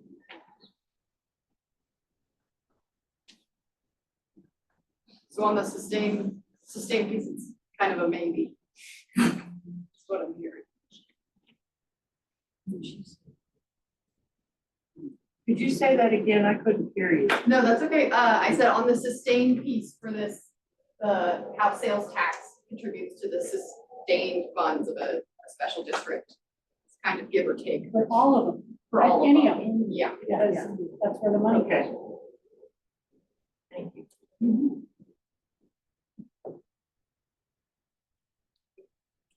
I think the only column on this table to guide us that we haven't talked about is equitable funding from all jurisdictions. So we've talked about the funding sources outlined here. And I know that representation and equity in a fiscal sense is really important to this group as well. So at present, the funding is not necessarily equitable. The Title 32 special district has the option to do that if we kind of, as we discussed with the board makeup and that organizational structure. And then the ESGIB was put down as a maybe. Title 32 taxing by mill levy would be done by assessed valuation. And that's the same way it is now with the ESD. And the municipalities contribute based on their assessed valuation. So that those two would essentially be the same. Those two. Based on assessed valuation of the property within the taxing district. Does that make sense? Yes, but I guess So the Difference in equity how it's wouldn't collected. change. difference in How it's collected, collected and yes. the districts would maybe. The special district is one entity that would Yeah. collect that mill levy to that special district, So with the, based on the assessed valuation and the mill levy set in the creation of the district. if you're thinking of the sub-districts that we were talking Yeah. about, the taxing structure wouldn't change because of those. That's those- only board representation, that's not funding changing. Quick question. Did you guys pull this from the study? That we pulled this chart? Yes. Okay, that's the problem. So the inequitable funding conversation came up with who's paying for where the call load is. And when you run the numbers in the study, I think Brian's got it out, but it's like 48-52 is probably the biggest spread, then there's a 50-51 between ESD and Sorry. or appropriate part of the county and what the municipalities paid. But the perception from the people that did the study, and I did argue this with them, was that Idaho Springs, for example, pays less but gets more service. And just for perspective here for this conversation, currently the ESD, right as of today, year to date, 53.5% of the calls have occurred in the ESD as of today, this afternoon. 46% have been incurred within the municipal boundaries. That's skewed a little bit because of the winter, because during the winter, we have a higher call load in the west side of the ESD, so we see a spike that balances out this time of year, and it's usually, it breaks out to how the study lays out. Are those highway calls? They're not highway calls, it's just a geographic, so it could be as simple as, honestly, if I go to the water treatment plant in Empire, which is not in city limits, that's a West ESD call.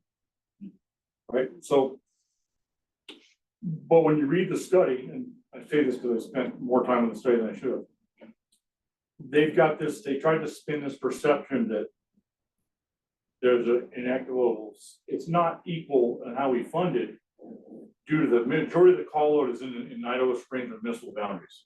Well, it's not. And then if you go a few pages in, you can see the study, you can see the breakdown. And that goes back and forth year to year. It all depends on conditions, a whole bunch of factors involved. So it is equitable. It's all off of assessed value. So every property pays, essentially contributes the same amount to assessed valuation to fire protection, whether it's through the municipal bound partners, municipal, like through sales tax, they all pay basically the same per person, each entity does.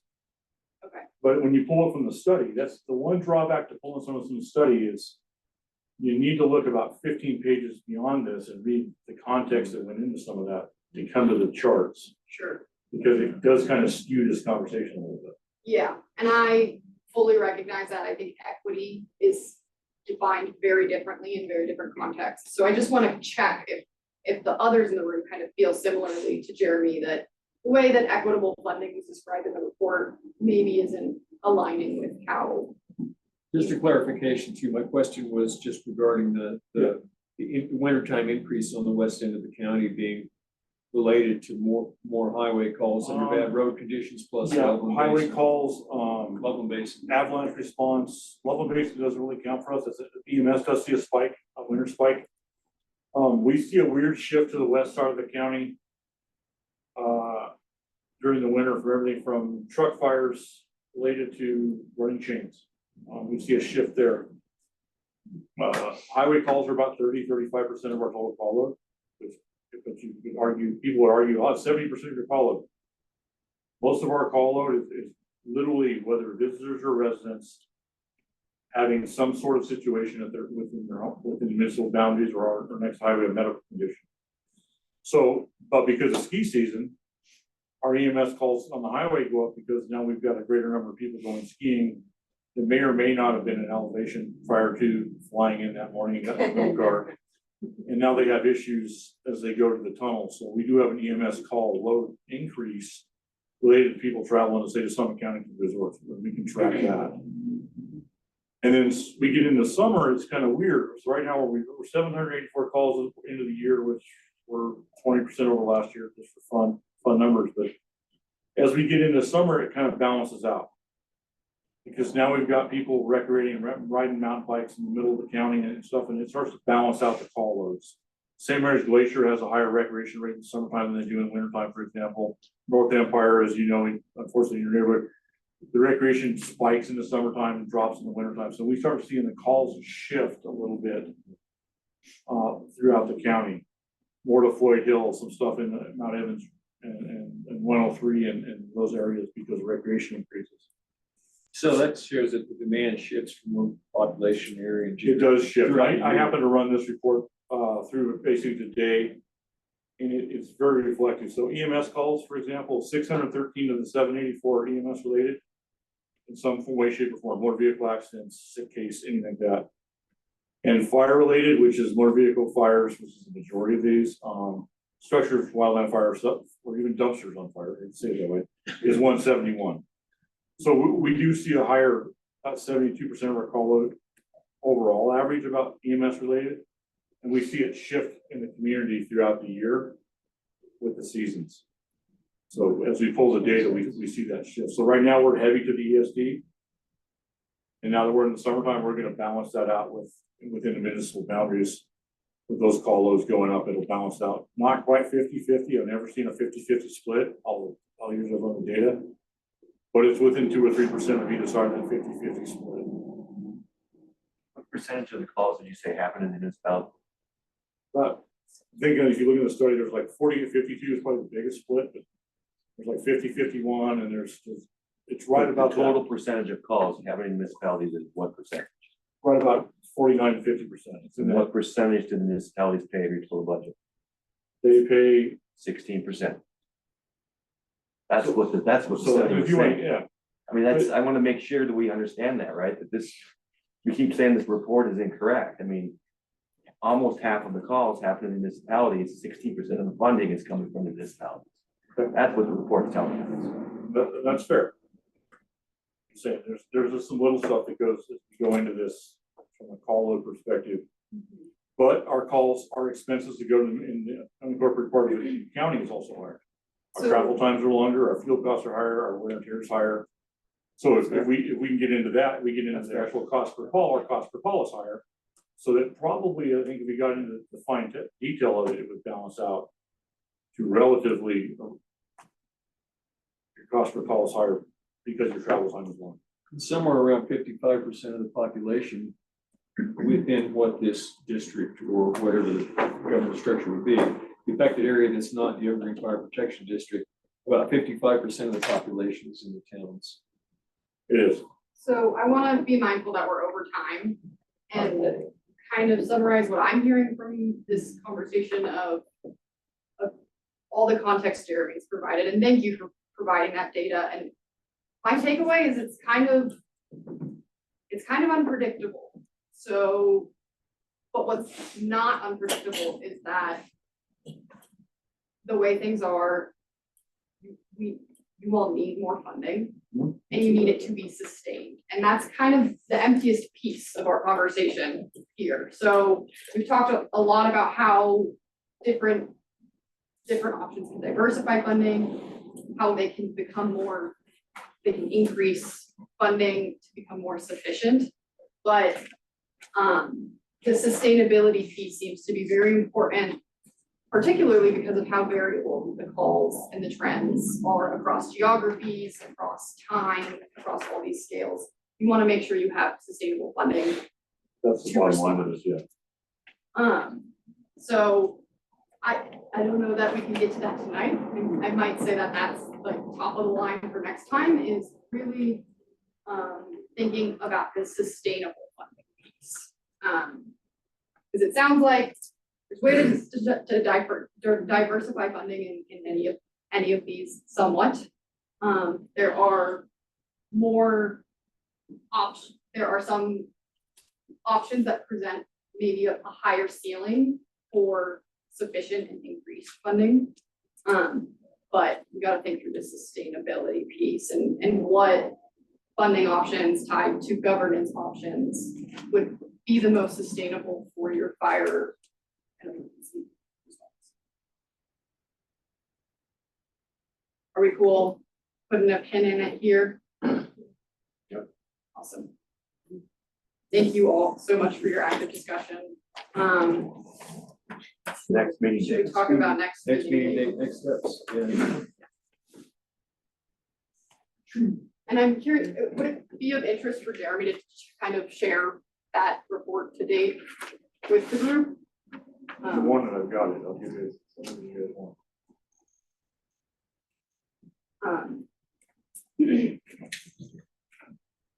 I think the cadence has been about every 2 to 3 weeks. Is that correct? Or once a month, but there was kind of pressure to schedule. So I think this team that's gonna get together to write a survey probably can't meet until the week of the 8th. Next week's the week of the 4th, and our consultants out. I would hope that maybe we can at least get something going that we can bring back to the next meeting. So does that mean we're in the week of the 15th at least for our next, for everybody?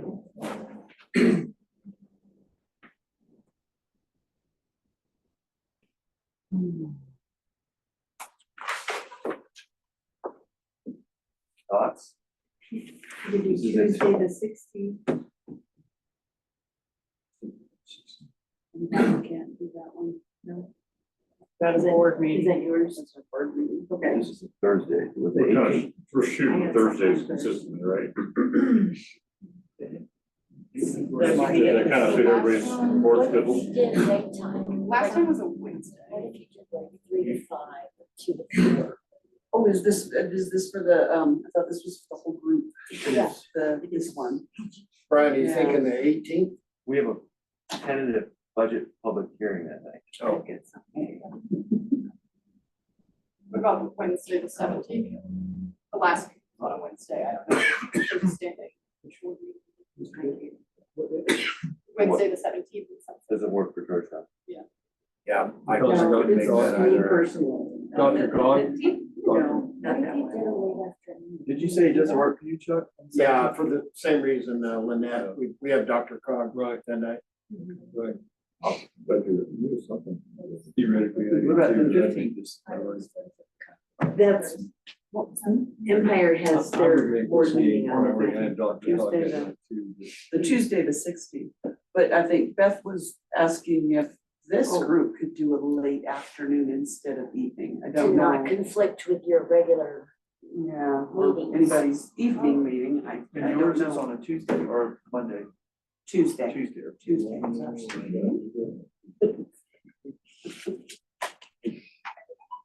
Afternoon works for me. You want to do Afternoon always works for staff, but 3 o'clock? I know, Tuesday the 16th? do we have any concerns about the fact that the public can't watch? It's harder for the public to watch during the day? I know it's been commented on, as a staff person, we like daytime, but it's up to you guys.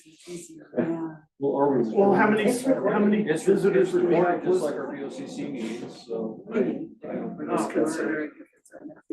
mean, for example, how much interaction are we having with the public during the meeting? The Tuesday, the 16th. Day, afternoons?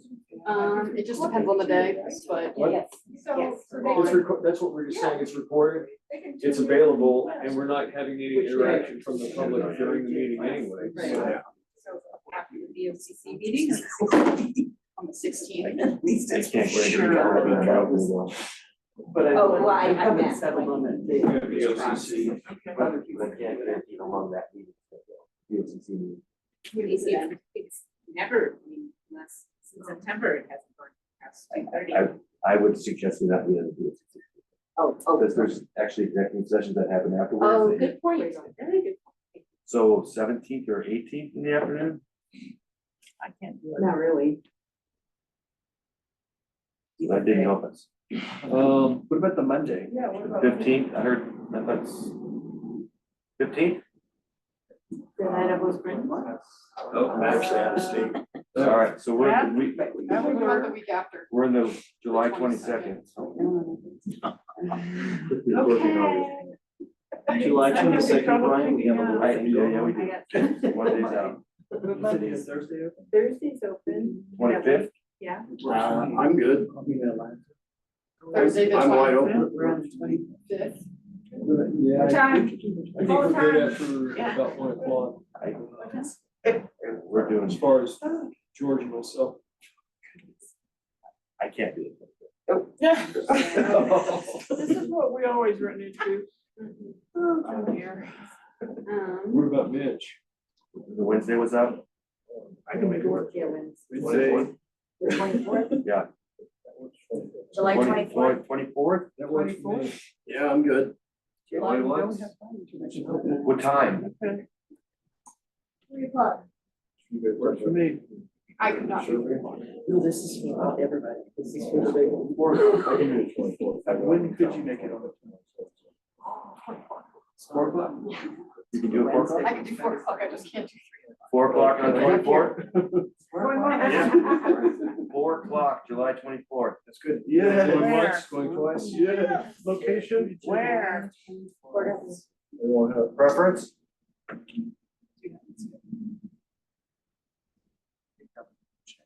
Sure the room. Room open?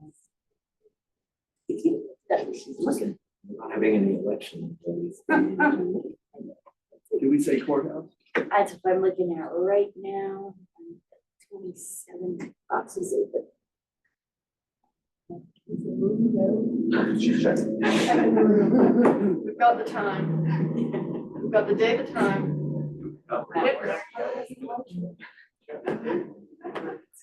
Sorry. We'll get it up. We'll get it up. As while she's looking for that, as long as it's got you all in the room, there's something wrong with the mayor's and commissioners' calendar invite. But our next meeting is the second Tuesday in July, 8 AM, Marion's. I'm gonna fix that tomorrow, and get it up. That's what we agreed to, the second Tuesday in July. That, Good? Oh, it's on my calendar already. It is? Yeah. It's on. It's not. Some of it. Not on, oh, well, I take that back. I'm It's on looking my at my one calendar. It is, yeah. Okay, good. July 24th, 4 PM, the courthouse. Sounds good. I'll double check Jonathan. No matter what. I'm gonna be here. If